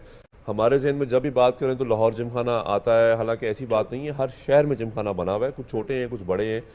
हमारी एफिलिएशन स्टार्ट हो गई हैं, ये जिम खाना टू जिम खाना एफिलिएशन होती हैं कि अब जितने भी जिम खाना के साथ हमारी एफिलिएशन हुई है उनसे हमारा जो मेंबर है वो कार्ड लेके जाएगा और वहाँ पे जो उसकी फैसिलिटीज़ हैं सारी की सारी वो इस्तेमाल कर सकेंगे। मैं आपको थोड़ी सी इसकी डिटेल बता दूँ, फैसिलिटीज़ होती क्या है। आपकी जितनी भी स्पोर्ट्स एक्टिविटीज़ हैं वो यहाँ पे हमने क्रिएट की हुई है। जिस तरह पिंडी रावलपिंडी जिम खाना की बात करूँ तो हमारा जो बड़ा एक्टिव जिम है, स्विमिंग पूल है ओलंपिक साइज़ का, स्टीम सुहाना है, क्रिकेट अरीना है, लॉन्ग टेनिस कोर्ट्स है, बैडमिंटन इंडोर बैडमिंटन कोर्ट्स बन रहे हैं जो कि महीने तक कंप्लीट हो जाएगा, स्क्वाश कोर्ट बन रहा है, रेस्टोरेंट है, कैफ़े है। इसके अलावा हमारी एक मेन बिल्डिंग बन रही है जो कि पर्पस बिल्डिंग बन रही है जिसमें कि सिनेमा और billiard room, table tennis room, conference halls, 3-4 restaurants plus 38 guest rooms हमारे बन रहे हैं। Okay, so overall it's luxurious service जो आप फराहम कर रहे हैं रावलपिंडी के शहरियों के लिए और वो इसको ज्वाइन कर सकते हैं। आजकल के लिए ओपन है। एक दो चीज़ें जो है मैं शिफ्ट करना चाहूँगा टॉपिक हमारा जो है इंडस्ट्रियल स्टेट्स जो चल रही है। इस्लामाबाद रावलपिंडी के दरमियान में एक ही जगह मेरा ख्याल है जहाँ पर सबसे ज़्यादा इंडस्ट्री मौजूद है, that is Rawat industrial states. So उसके अंदर इस वक्त हमारी इंडस्ट्री क्योंकि प्रॉस्पेक्ट कर रही है आहिस्ता आहिस्ता, तो उसमें इस वक्त क्या क्या एक्टिविटीज़ चल रही हैं? मेरा ख्याल है वो उसमें अपने इंट्रोडक्शन में बताना भूल गए कि these days I am heading the management board और RCCI इंडस्ट्रियल स्टेट। तो वो इट्स वन ऑफ द जी ओल्डेस्ट इंडस्ट्रियल स्टेट्स या the only industrial state developed by the private sector. मतलब पूरे पाकिस्तान में कोई ऐसी इंडस्ट्रियल स्टेट नहीं जो प्राइवेट सेक्टर ने इस्टेब्लिश की हो। 1992 में बनी है हमारी, रावलपिंडी चैम्बर ने इसको टेक ऑन किया और इसको बनाया, और अभी भी रावलपिंडी चैम्बर इसको मैनेजमेंट बोर्ड इसको मैं हेड कर रहा हूँ, वो हम इसको लेके चल रहे हैं। ये जी मैं थोड़ा सा इसको बता दूं कि it's now it is in the heart of Rawalpindi के। इसके इर्द गिर्द आपका सारा DHA आ गया और सारा बहरिया आ गया। हमारे यहाँ तकरीबन यहाँ पे 450 के करीब इंडस्ट्री ऑपरेशनल है और पाकिस्तान का तीसरा बड़ा फार्मास्यूटिकल का क्लस्टर रवात इंडस्ट्रियल स्टेट में मौजूद है। तो इसमें गवर्नमेंट की बिल्कुल कोई मुदाखलत नहीं है। मतलब without the support of government running an industrial state is not an easy job, and alhamdulillah Rawalpindi Chamber is doing that with his partners, जिसमें कुछ डेवलपर्स हैं, क्रिसेंट डेवलपर है हमारा पार्टनर है जो डेवलपमेंट के काम हमारे साथ मिलकर करता है। तो we are fighting on a daily basis for the issues and the problems. इसके सिलसिले में कॉन्स्टेंटली हमारी जो लोकल एडमिनिस्ट्रेशन है उनसे भी बातचीत चलती रहती है। और जिस तरह मैंने आपको बताया कि 450 इंडस्ट्री ऑपरेशनल, और तीसरा बड़ा क्लस्टर फार्मास्यूटिकल का है। तो अमाउंट ऑफ मतलब आप वहाँ इकोनॉमिक एक्टिविटीज़ देखें कितनी जनरेट हो रही हैं। ठीक है, एक्सपोर्ट ओरिएंटेड है वहाँ पे ज़्यादातर इंडस्ट्रीज़ और काफ़ी सारे मैन्युफैक्चरर्स वहाँ बैठे हुए हैं। Well, thank you so much Nadeem भाई फॉर कमिंग। वी होप कि इसी तरीके से जब सब पाकिस्तान की प्रॉस्पेरिटी में पाकिस्तान को आगे लेकर जाने में बढ़ेंगे तो पाकिस्तान आगे यकीनी तौर पर खड़ा होगा फ्रंट लाइन पे। एक ब्रेक शामिल करेंगे, ब्रेक से वापस आएंगे, कंटिन्यू करेंगे प्रोग्राम को। हमारे साथ रहें।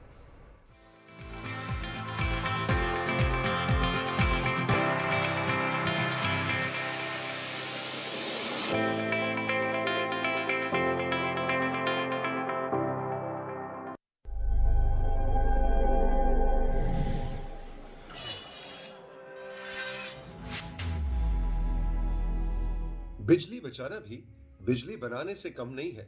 हम बात करते रहते हैं कि इस मुल्क का बहुत बड़ा मसला तवानाई है, एनर्जी क्राइसिस। बिजली की हमें जरूरत है ताकि इंडस्ट्री चले, घर चले, दफ्तर चले, हम सुकून से जिंदगी गुजार सकें।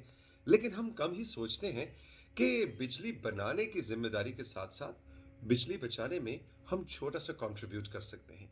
एक एक यूनिट, एक एक वॉट अगर हम बचाएं तो ये बिजली बनाने से कम नहीं है। What matters for Pakistan? What matters for Pakistan?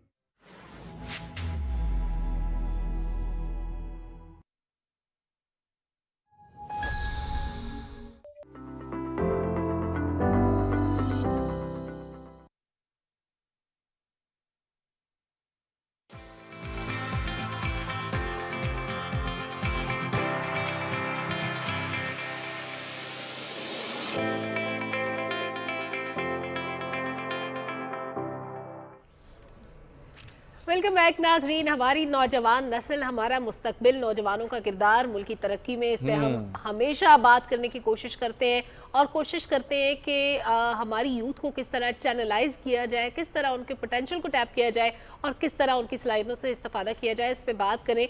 नौजवान मुल्क के हर हिस्से में बहुत बड़ी तादाद में मौजूद हैं।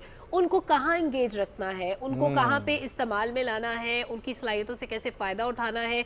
कोई किसी भी कैपेसिटी में, चाहे वो आर्टिस्ट है, चाहे वो कोई डॉक्टर है, इंजीनियर है, कुछ भी है, लेकिन उसको एज पर्सन उसका किरदार सराहा जाना चाहिए, उसको एप्रिसिएशन मिलनी चाहिए। और हमारे यहाँ कुछ ऐसे प्लेटफॉर्म्स मौजूद हैं जो नौजवानों के मसाइल को उजागर करते हैं, नौजवानों के मुल्क की तरक्की में जो उनका किरदार है उस पर बात करते हैं और हमेशा नौजवानों की आवाज़ बनते हैं। उन प्लेटफॉर्म्स में से एक ऐसा प्लेटफॉर्म जो कि नेशनल यूथ असेंबली है, उसकी रिप्रेजेंटेशन आज हमारे साथ मौजूद है। तो हम कोशिश करेंगे कि वहाँ पे उस प्लेटफॉर्म से जो नौजवानों के मसाइल एड्रेस हो रहे हैं उनको थोड़ा सा हाईलाइट करें, उन पे बात करें कि मसाइल आखिर हैं क्या। एग्जैक्टली और इसी पर बात करने के लिए हमें ज्वाइन कर रहे हैं एक ऐसी शख्सियत जो कि लेक्चरर हैं, उसके अलावा मोटिवेशनल स्पीकर भी हैं और किताबें भी लिखते हैं, और उस हवाले से भी हम उनसे बात करेंगे। और इस वक्त नेशनल यूथ असेंबली के प्रेसिडेंट भी हैं, हमारे साथ मौजूद हैं जनाब हनान अली अब्बासी साहब। अस्सलाम वालेकुम। वालेकुम सलाम। Good morning, thank you for coming. खैरियत से? मेहरबानी जी, थैंक यू। सो सर, हम लोग स्टार्ट करते हैं और सबसे पहले तो यही मैं पूछना चाहूँगा कि आपकी ये जो एक्सपर्टीज़ हैं, मोटिवेशनल स्पीकर भी हैं, आप सेशंस कर रहे हैं, ये सब कुछ है, ये फैमिली का एक रुझान था, शौक़ हुआ, या ख़ुद से जो है वो तलब हुई कि इस तरफ जो है ना जाना चाहिए और एक यूथ को डायरेक्शन देनी चाहिए? ये बेसिकली पस मंज़र से देखूँ तो मेरे दादा जो थे उन्होंने जब अपना घर स्कूल के लिए फराम किया तो वो 90 गाँव का पहला स्कूल था। 90 गाँव का पहला और ये 118 साल पहले की बात है। तो जो रूट्स हमारी थी इल्म और अदब के साथ मोहब्बत की, वो एक ज़माने से थी। और आपका सफ़र कब शुरू हुआ? मेरा सफ़र मेरी उम्र के साथ ही इब्तिदा में, जब ये नहीं पैदा होते ही शुरू नहीं पैदा होते तो नहीं, लेकिन बचपन से मेरा, अच्छा मैं 6th क्लास में था जब मेरा अपना दफ्तर था। तो आप 6th क्लास में थे? जी, हमारी अपनी मार्केट में एक ख़ास कॉर्नर था जो मेरे वालिद साहब ने कहा कि तुम इधर अपना ऑफिस इस्टेब्लिश कर लो। तो वो मैं यूँ बहुत ही कम उम्री में ही जो सीरियस डिसीजन मेकिंग थी उसमें एक मौका मिलता गया। अच्छा, नौजवानों के मसाइल पे हनान साहब बात होना बहुत ज़रूरी है, लेकिन उससे भी पहले आपने कुछ किताबें भी लिखी हैं। मैं चाहती हूँ उन किताबों के बारे में पहले आप शेयर करें कि वो किताबें क्या हैं, किन क़ारीन के लिए हैं, उनका मकसद क्या है, क्या थॉट्स हैं उसके पीछे? बेसिकली खुदा ने बड़ा करम ये किया कि मैं ज़िंदगी भर बहुत से सफ़रों में रहा, फिर मेरा 1 साल का आलमोस्ट चिल्ला लाइब्रेरीज़ में लगा हुआ है। तो मैं अपने जो अपने जो मुशाहदात थे या जो सफरी तजर्बात थे उनको खुद गर्जाना लुत्फ तक महदूद नहीं रखना चाहता था। तो जब बहुत सारी चीज़ें इकट्ठी हो गई, जमा होती गई, तो जब मेरी पहली किताब आई तो मैं टीनेजर था, तो यूँ दूसरी किताब आई, फिर तीसरी आई, अब चौथी रेडी हो गई है। तो कहने का मकसद ये था कि मैं ये चाह रहा था कि जो हमने ज़िंदगी में तजर्बात सीखे कि दुनिया ने तजर्बात हवादिस की शक्ल में जो कुछ मुझे दिया लुटा रहा हूँ मैं, तो वो बेसिक तर्ज यही यंग उम्र में आपने लुटाना सर शुरू कर दिया। लेकिन ये कि बहुत सारे तजर्बात जमा हो जाए ना जी, तो फिर शेयरिंग इज केयरिंग। ये तजर्बात आप लौटा रहे हैं या लुटा रहे हैं, मैं ये क्लियर करना चाह रही हूँ। जी बस ये आप अच्छा, तो क्या क्या टॉपिक्स क्या क्या हैं आपकी बुक्स के? मेरे मौजूआत ज़्यादातर जो पहली किताब थी वो 50 जो मोस्ट प्रोमिनेंट पाकिस्तानीज थे उनकी बायोग्राफीज थी। मैं उनसे मिला, डॉक्टर क्यू खान से, अब्दुस्तारीदी से, फिर उनकी मशाहदात को जमा करके। जो दूसरी थी वो चीन से बरतानिया तक ट्रैवल लॉग था। जब हम स्टेट गेस्ट के तौर पे चाइना से बरतानिया गए तो वो एक चूँकि हकमियत का माजी था बरतानिया और एक मुमकिन मुस्तकबिल था, तो उनको हमने तश्कील और इर्तिका के तनाजुर से देखा कि कैसे इनके सीक्रेट्स क्या हैं तरक्की के और हम इनसे क्या सीख सकते हैं। आप ये जान के नजम हैरान होंगे कि PIA की पहली परवाज़ चाइना गई थी और उसके बाद अब चीन ऑलमोस्ट 700 इंटरनेशनल एयरपोर्ट्स बना चुका है। और वो चांद जिन्हें मेरी चौकट से मिला करता था फराज, अब वो देते हैं खैरात पे उजाले मुझको। क्या बात। तो इस तरह से तीसरे बुक का टाइटल वो तामीर ज़ात है कि इंसान की जो ज़ात है। मेरा तस्वुर ये था कि वो भी एक कंस्ट्रक्शन की तरह ही है, जैसे बिल्डिंग कंस्ट्रक्ट होती है वैसे ही आपके नज़रियात, ख्यालात। और चौथी किस पे लिखी है? और चौथी जो थी वो फिर अगेन ये रिपीटेड, इसका एक एंटायर डिफरेंट एडिशन था। जो चीन से बरतानिया तक का जो पहला वॉल्यूम था वो टोटल बुक की अलग से थी और ये उसका जो दूसरा था वो किताब भी मुख्तलिफ थी, टाइटल दोनों के सेम थे। हनान साहब, आप यूथ को भी रिप्रेजेंट कर रहे हैं, आज की नौजवान नस्ल के मसाइल के हैं। आज का नौजवान क्या चाहता है? बेसिकली बहुत ही मुंतशिर, शादी के अलावा बहुत मुंतशिर, और एक ज़िंदगी का जो सबसे मुश्किल दौर ये आ गया है, एक कन्फ्यूजन का शिकार, अभाम के अंदर मुब्तला, उसके गर्दाब में। और अब ये देखिए कि पहले हमने ज़िंदगी में तारीख़ की किताबों में डेमोक्रेट्स देखे, जमहूरियत पसंद लोग देखे, अब दुनिया में डेमोगॉग्स का ज़हूर हुआ है। और डेमोगॉग्स क्या है? और डेमोगॉग्स जो है ये एक नई टर्म है मॉडर्न पॉलिटिक्स की। ये बेसिकली हुजूम को हुजूम की मर्जी से लीड करते हैं और हुजूम की मर्जी से लीड करते हैं। हुजूम जो होता है वो तो डिस्ट्रक्शन ही चाहता है, क्योंकि उसका तो फैम और वो अकल नहीं होता। अगर इसको हम उर्दू में देखें, डेमोक्रेसी को, जमहूरियत, उसमें जमहूर अवाम है, तो इस हुजूम से क्या मुराद है? हुजूम से मुराद ये है कि देखिए जो लीडर होता है ना, लीडर जो है वो बेसिकली एक स्टेबलाइजर की तरह होता है। उसके पास कभी शिद्दत से जज्बात आते हैं, वो उनको स्टेबल बहुत खूब आपने बात की, उनको स्टेबल करके आगे जितनी कैपेसिटी होती है ना जी उतना आगे फराहम करता है। बहुत खूब बात की। लीडर पूरी कौम का टीचर होता है, उसने एजुकेट करना होता है, एक विजन को ट्रांसलेट करना होता है, एक रियलिटी में कन्वर्ट करने के लिए एक बहुत विजडम वाला, एक फैम वाला और एक बहुत बसीरत वाला आदमी होता है लीडर बेसिकली। अच्छा, अब जो डेमोगॉग्स होते हैं वो ये नहीं होते। डेमोगॉग्स क्या करते हैं कि वो बस इश्तहाल दिलाते हैं लोगों को, उनके पास कोई प्रोग्राम नहीं होता, कोई टीम वर्क नहीं होता। और वो एग्जैक्टली क्या करते हैं कि जो एम्प्टी ब्रेन्स होते हैं, जहाँ जहाँ फॉल्ट लाइन एग्जिस्ट करती हैं, चाहे रीजनल फॉल्ट लाइन हो, रिलीजियस फॉल्ट लाइन हो, तो वो उन चीज़ों को एक्सप्लॉइट करके खुद आगे आके लीड करते हैं। और उनकी कैपेसिटी सिर्फ यही होती है कि वो जैसे पुराने ज़माने में फप्पे कुटनी होती थी ना हमारे कैरेक्टर कि जैसे ही चीज़ों को हवा देना, आग को हवा देना। और वो कभी भी दुनिया की तारीख में कंट्रीब्यूटर्स नहीं रहे। दुनिया की तारीख में लीडर्स ने पूरी कौम का एक पैटर्न ऑफ लाइफ दिया, उनको इवन के डाइट प्लान तक दिया कि अगर आपने वॉक नहीं करनी तो आप क्या कर सकते हैं। और जो मॉडर्न लीडरशिप है वो यानी वफा के पुराने ज़माने से वाईफाई के जदीद दौर तक इंसानी दिलों में कुशादगी की जगह कशीदगी ही है। बहुत सच्ची आप बातें करते हैं वल्लाह। और आज तो आप ऐसे जैसे ज़ख्मों पे नमक छिड़कने वाली जो है ना वो बातें कर रहे हैं। मुझे ये बताएं कि नेशनल यूथ असम्बली इस वक्त क्या कोई काम कर रही है यूथ की प्रोडक्टिविटी में? किस आप मिनिस्ट्री के साथ जो है वो एफिलिएट इस वक्त होकर यूथ के लिए क्या मौके पैदा कर रही है नेशनल यूथ असम्बली? एक तो नेशनल यूथ असम्बली पाकिस्तान की तारीख का पहला इदारा है जिसको फेडरल गवर्नमेंट ने लाइसेंस अवार्ड किया। हमारा जो हॉल है फ्यूचर लीडर्स हॉल, वो आपके बिल्कुल नज़दीक में है नेशनल लाइब्रेरी के फर्स्ट फ्लोर पे। तो वो हमने हमारा ज़ाती इनिशिएटिव है जिसको हमने बनाया अपने रिसोर्सेज। और मेंबर्स कौन होते हैं यूथ असेंबली के? जो 15 से 35 इयर्स की एज ब्रैकेट के बीच में एग्जिस्ट करने वाले वो नौजवान जो बेसिकली वायलेंट ना हो और जिनका एटलीस्ट एजुकेशनल लेवल जो है वो इंटरमीडिएट ज़रूर हो, ताकि थोड़ा सा उनको जो मॉडर्न पॉलिटिक्स की चीज़ें हैं वो समझा सकें। हम जो मॉडर्न नैरेटिव बिल्डिंग के अलावा हम एक इंसान की ज़ात की तामीर में बहुत अहम किरदार अदा करते हैं कि उसको उसकी तरजीहात के तयन में कि क्या क्या उसे करना चाहिए और किन किन चीज़ों से उसको बचना चाहिए। तो एक जो तरगीबी एलिमेंट है नेशनल यूथ असम्बली में वो सबसे ज़्यादा है। और हम तारीख़ पाकिस्तान का पहला प्लेटफॉर्म है जो 60 डिस्ट्रिक्ट काउंसिल हॉल्स जिसके पास हैं, यानी वो गवर्नमेंट की पार्टनरशिप के अंदर, और 30 यूनिवर्सिटीज़ हमारी एग्जीक्यूटिंग पार्टनर्स हैं। They are providing us their respective जो यूनिवर्सिटी हॉल है विद अवेलेबल रिसोर्सेज सारा।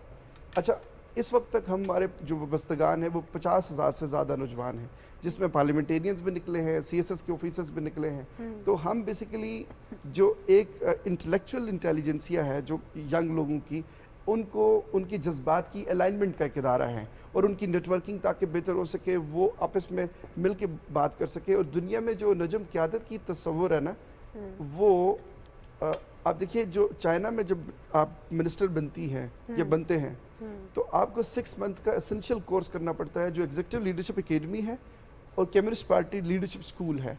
इसी तरह पाकिस्तान में जो क़यादत की तैयारी है वो सबसे सीरियस सब्जेक्ट है, लेकिन उसका कोई इदारा जाती निज़ाम नहीं है। तो ये जो एक बहुत बड़ा वैक्यूम था, इसको नेशनल यूथ असम्बली ने काफ़ी हद तक पूरा किया है। और हम जो एग्जीक्यूटिव डिसीजन मेकर्स हैं, जैसे प्राइम मिनिस्टर हो गए, चीफ ऑफ आर्मी स्टाफ हो गए, ये चीफ जस्टिस ऑफ पाकिस्तान हो गए, हमने हिस्ट्री में पहले इनके साथ एक फुल डे सेशंस भी किए हैं। प्रेसिडेंट ऑफ पाकिस्तान हो गए। तो उस तरह से ये होता है कि नौजवानों के अंदर एक तो कॉन्फिडेंस बिल्डिंग होती है, साथ ही उनके टैलेंट को एक नेशनल लेवल पे वो भी मिल जाता है। ठीक है हनान साहब, मेंबरशिप के लिए क्राइटेरिया क्या होता है और एक मेंबर कितने अरसे तक मेंबर रह सकता है? जी, हमारी मेंबरशिप की जो मुद्दत है वो 1 साल एक्सटेंडेबल है। ठीक है कि जब तक वो बंदा 35 साल को रीच करता है तब तक वो मेंबर रह सकता है। लेकिन क्राइटेरिया में सिर्फ 3 ही चीज़ें हैं। एक तो एज ब्रैकेट है 15 to 35, सेकेंडली वो किसी क्रिमिनल एक्टिविटी में इन्वॉल्व ना हो। ठीक है, ये बहुत लेकिन कोई लिमिटेड सीट्स नहीं है? नहीं, हमारे पास अनलिमिटेड स्पेस है, इसलिए कि हमारे पास कैपेसिटी इंस्टीट्यूशनल इतनी है कि 50,000 लोगों को हम उनके डिस्ट्रिक्ट्स में एडजस्ट कर सकते हैं। जैसे कि एक बंदा सरगोदा से अप्लाई करता है तो हम उसको सरगोदा टीम में डाल देंगे।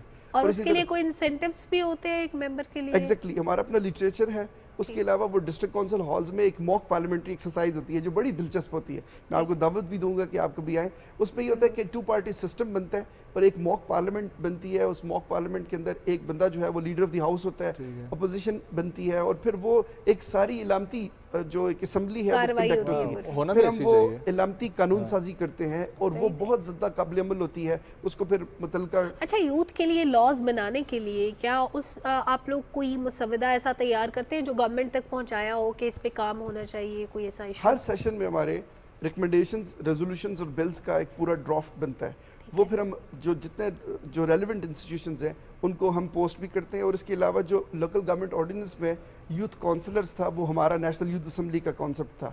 इस तरह की हमने कई ऐसी इलामती कानून साजियाँ की जो बाद में रियल असम्बली में गई और उसको रियल असम्बली ने भी इंडोर्स किया। बहुत तो ये एक बेसिकली जैसे बच्चा लिखने की मशक करता है ना इब्तदाई उम्र में डॉट्स के ऊपर, वैसे ही हम एक ऐसा एटमॉस्फेयर देना चाह रहे हैं कि ताकि वो लर्निंग कर सके। ठीक है, बहुत शुक्रिया हनान साहब आने के लिए, बहुत अच्छा लगा आपसे गुफ्तगू करके। Wish you best of luck, इसी तरीके से पाकिस्तान को आगे बढ़ाते रहें, यूथ का साथ देते रहें। एक ब्रेक, वापस आएंगे, कंटिन्यू करेंगे हमारे साथ रहें।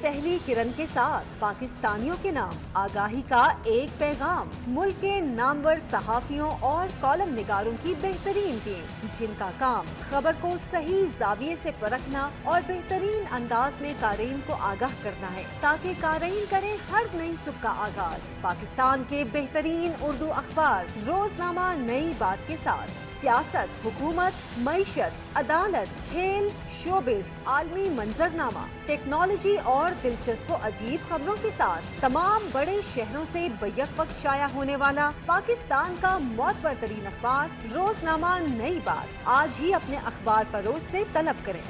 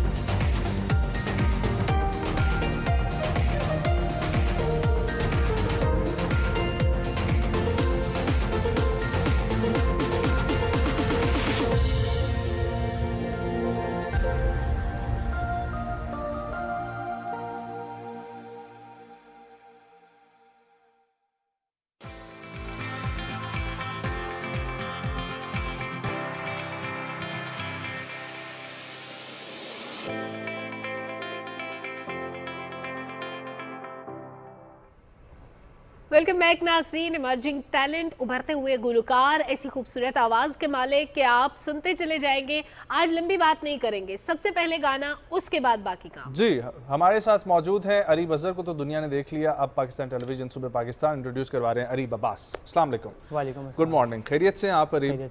सब अच्छा, कैसी तबीयत है? शुक्र अल्लाह। म्यूजिक को कितना अर्सा हो गया करते हुए? म्यूजिक मैं बचपन से कर रहा हूँ, स्कूल टाइम से लेकर कॉलेज टाइम। प्रोफेशनली कब शुरू किया? प्रोफेशनली मैंने सेकंड ईयर। सो मजीद बातें हम लोग एक गाना सुनने के बाद करते हैं। ओके, शुरू।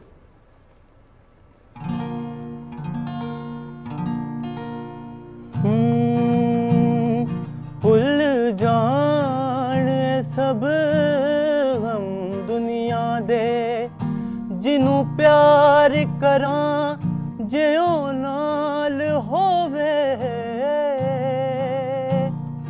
भुल जान सब हम दुनिया दे,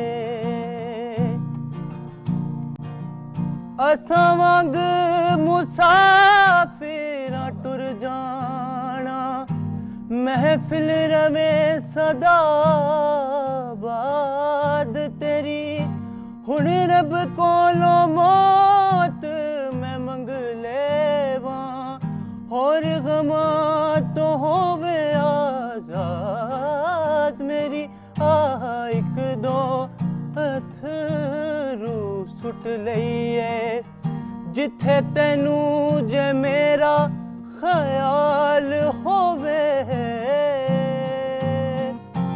भुल जान सब दुनिया दे। गजल ज्यादातर आपको पसंद है गाते? हाँ जी, ज्यादा क्लासिकल गजल। फॉलो किसको करते हैं? फॉलो मेहदी हसन साहब को ज़्यादातर। मेहदी हसन साहब को ज़्यादा करते हैं। और वैसे मॉडर्न म्यूजिक में आपने बताया था नबील शौकत अली। नबील शौकत अली। ओके, नबील शौकत अली को करने की वजह क्या है? नबील शौकत अली क्योंकि वर्सटाइल हैं वो भी। वर्सटाइल बहुत ज़्यादा। और सीखा आपने कहाँ से? सीखा मैंने कहीं से नहीं, यूट्यूब मेरा टीचर है, मैंने गिटार बहुत अच्छी बात है। इंस्ट्रूमेंट भी यूट्यूब से सीखा? जी मैंने इंस्ट्रूमेंट भी यूट्यूब। और इंस्ट्रूमेंट तो आ जाता है, मैं यही पूछना चाह रहा हूँ कि आवाज़ की रियाज जो है वो किस तरीके से आपने की है? आवाज़ का रियाज बस बचपन से ही लगा रहा। हर गाने को प्रैक्टिस करते हैं 10-12 दफ़ा? हर गाने? बहुत कम। अच्छा, मेहदी हसन साहब अगर आपको पसंद है तो कैसे हो सकता है कि हम मेहदी हसन को ना सुनें? प्लीज।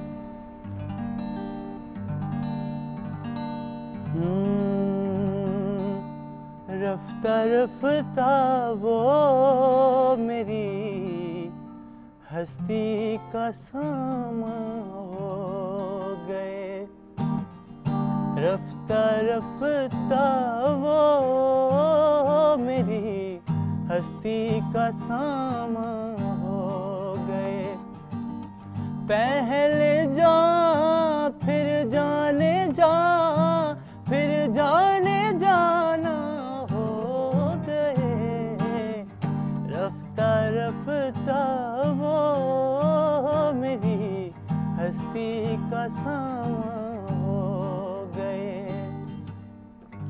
उधर जुल्फों में कंगी हो रही है, खम निकलता है, इधर रुक रुक के खिंच खिंच के हमारा दम निकलता है। इलाही खैर हो, इलाही खैर हो, उलझन पे उलझन पड़ती जाती है, ना उनका खम निकलता है ना हमारा दम निकलता है। हंगामा है क्यों बरपा, हंगामा है क्यों बरपा, हंगामा है क्यों बरपा। थोड़ी सी जो पीली है, डाका तो नहीं डाला, डाका तो नहीं डाला, चोरी तो नहीं की है, हंगामा है क्यों बरपा। थोड़ी सी जो भी क्या बात है, बहुत आला। बहुत आज खूब। की बारिश का आपने मजा दोबारा कर दिया। बहुत खूब। अच्छा मुझे ये बताएं कि कोई ख़ास स्पेसिफिक जॉनरा है जिसके ऊपर ज़्यादा फोकस है या सब कुछ इकट्ठे करने का ज़्यादा शौक है? सब कुछ वैसे तो इकट्ठे करता हूँ ज़्यादातर, लेकिन जो मेरी पक्की जो अच्छी ग्रिप है वो क्लासिकल पे है। क्लासिकल पे है तो क्लासिकल बहुत मुश्किल होता है, तो क्लासिकल में वो मुर्खियाँ लेना और वो अलाप और वो तमाम वो सरगम, वो सब पे भी उबूर हासिल कर रहे हैं आहिस्ता आहिस्ता? जी हाँ, लगा हुआ हूँ इंशाल्लाह आहिस्ता। Very nice. और फैमिली कितनी सपोर्टिव है? फैमिली बहुत ज़्यादा सपोर्टिव है मेरी, शुक्र है लगा, बाबा मामा मेरे भाई सब बहुत बिठा के और वैसे म्यूजिक के अलावा भी कुछ करते हैं आप? म्यूजिक के वगैरह मैं जॉब कर रहा हूँ, स्टडी भी साथ साथ है, और गाना भी, तीनों चीजें? सब तीनों चीज़ों को लेके बड़े होके सिंगर बनना है या जो पढ़ रहे हैं वो बनना है? मजीद बड़े होके? नहीं मतलब मैंने कभी अपना करियर अपने स्टडीज़ में देखा ही नहीं, मैं अपना करियर अपने सिंगिंग में देखता हूँ, अपने म्यूज़िक में देखता हूँ। मेरा एक ख्वाब है कि हज़ारों की तादाद में बंदे खड़े हों। कॉन्सर्ट मैंने अभी भी किए हैं, काफ़ी 3-4 कॉन्सर्ट किए हैं, लेकिन ऐसी लोकल टाइप, कोई जानता नहीं था कि ये अच्छा गाया, इन बस वहीं पर ख़त्म। एक ख्वाब है कि सब जानते हो कि वो अरीब अब्बास खड़ा है स्टेज पर। ज्यादा क्राउड में एंजॉय करते हैं गाते हुए, परफॉर्म करते हुए? अरीब आपने रिसेंटली परफॉर्म किया था F9 में? मैंने जी F9 में परफॉर्म किया था, जहाँ पर मैं होस्ट कर रहा था। नहीं वहाँ नहीं, टेस्ट फेस्ट में नहीं किया था मैंने। अच्छा उधर नहीं किया था आपने, क्योंकि मुझे वहाँ पर भी 2-3 आवाज़ें बहुत बहुत अच्छी थी, तो इस तरीके से बहुत अच्छा है। अच्छा अब हमें आप क्या सुनाने लगे हैं? मैं आपको सुनाता हूँ मोरा सैयामों से बोले ना। बिल्कुल, वाह। मोरा सैयामों से बोले ना, मोरा सैयामों से बोले ना, मैं लाख जतन कर हारी, लाख जतन कर हारी, ऐसो गए परदेस पिया तुम, ऐसो गए परदेस पिया तुम, चैन हमें नहीं आए, चैन हमें नहीं आए, मोरा सैयामों से बोले ना, मोरा सैयामों से बोले ना। और अब एक रिसेंटली आपने सुना होगा निहाल नसीम का इजाज़त, फलक शबीर का, वो आजकल बहुत वायरल हुआ है, तो पिछले दिन मैंने उसको। निहाल नसीम का बेकदरा आपको आता है? किसका? हाँ जी बेकदरा, बस वो भी अगर मिक्स ही कर दें। ठीक है। वे जान वाले आ छड़ के ना जावी किते वादे सारे ओ तोड़ निभावी गल्लां इश्क दी कीतियां संग रातां कट्टियां ओ भुल ना जावी मैनू छड़ ना जावी हाय हाय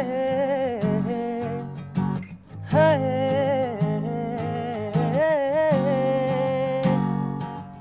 मेरा यार सजन तू दिलदार सजन तू मैनू कोल लुका ले गल सीने ला ले एक बारी आ जा घर फेरा पा जा मैनू लब के ले आ दे मेरे दिलदारा जा रब तेरी खुदाई मैं देवा दुहाई उस बेकदरे नू मेरी कदर ना आई हाय हाय हाय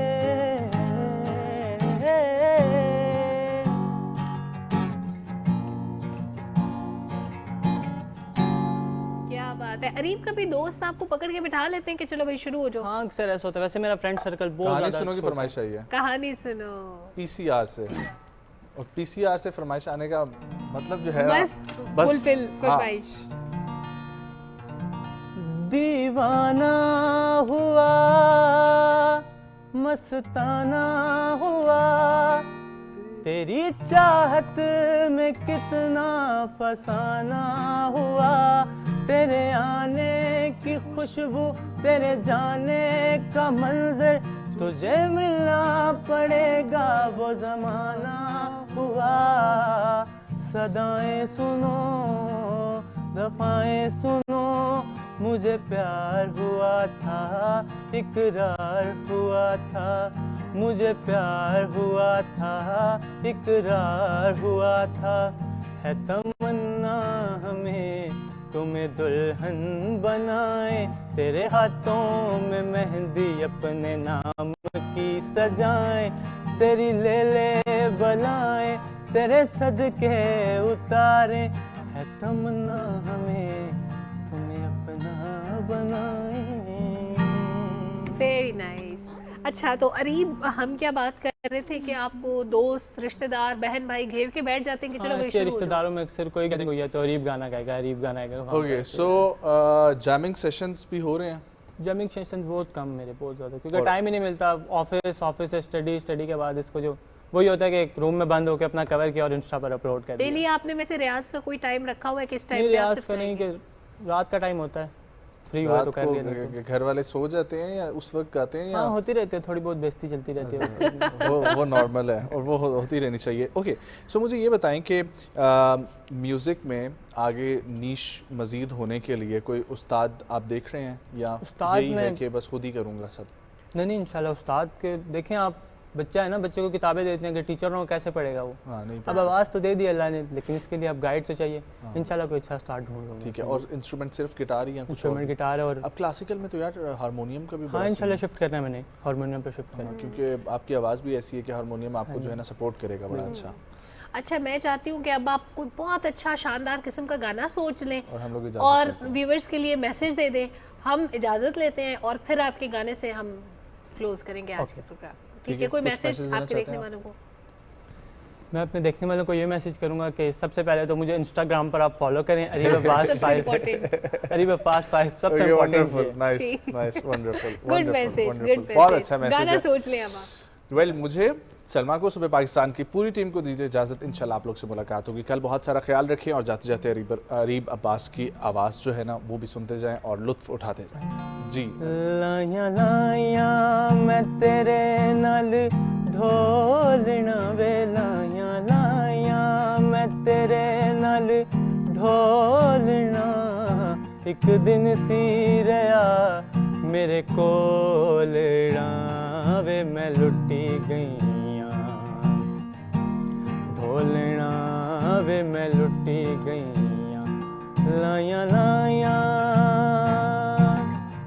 सदरां दे बूहे वे मैं तेरे ਲਈ खोले हो भी ना तू कदी हुण अखियां तोले तेरे नाल तरना तेरे नाल डुबना तेरे नाल जीना तेरे नाल मरना प्यार मेरा तू तकड़ी च तोलना वे प्यार मेरा तू ततड़ी च तोलना एक दिन सी रहा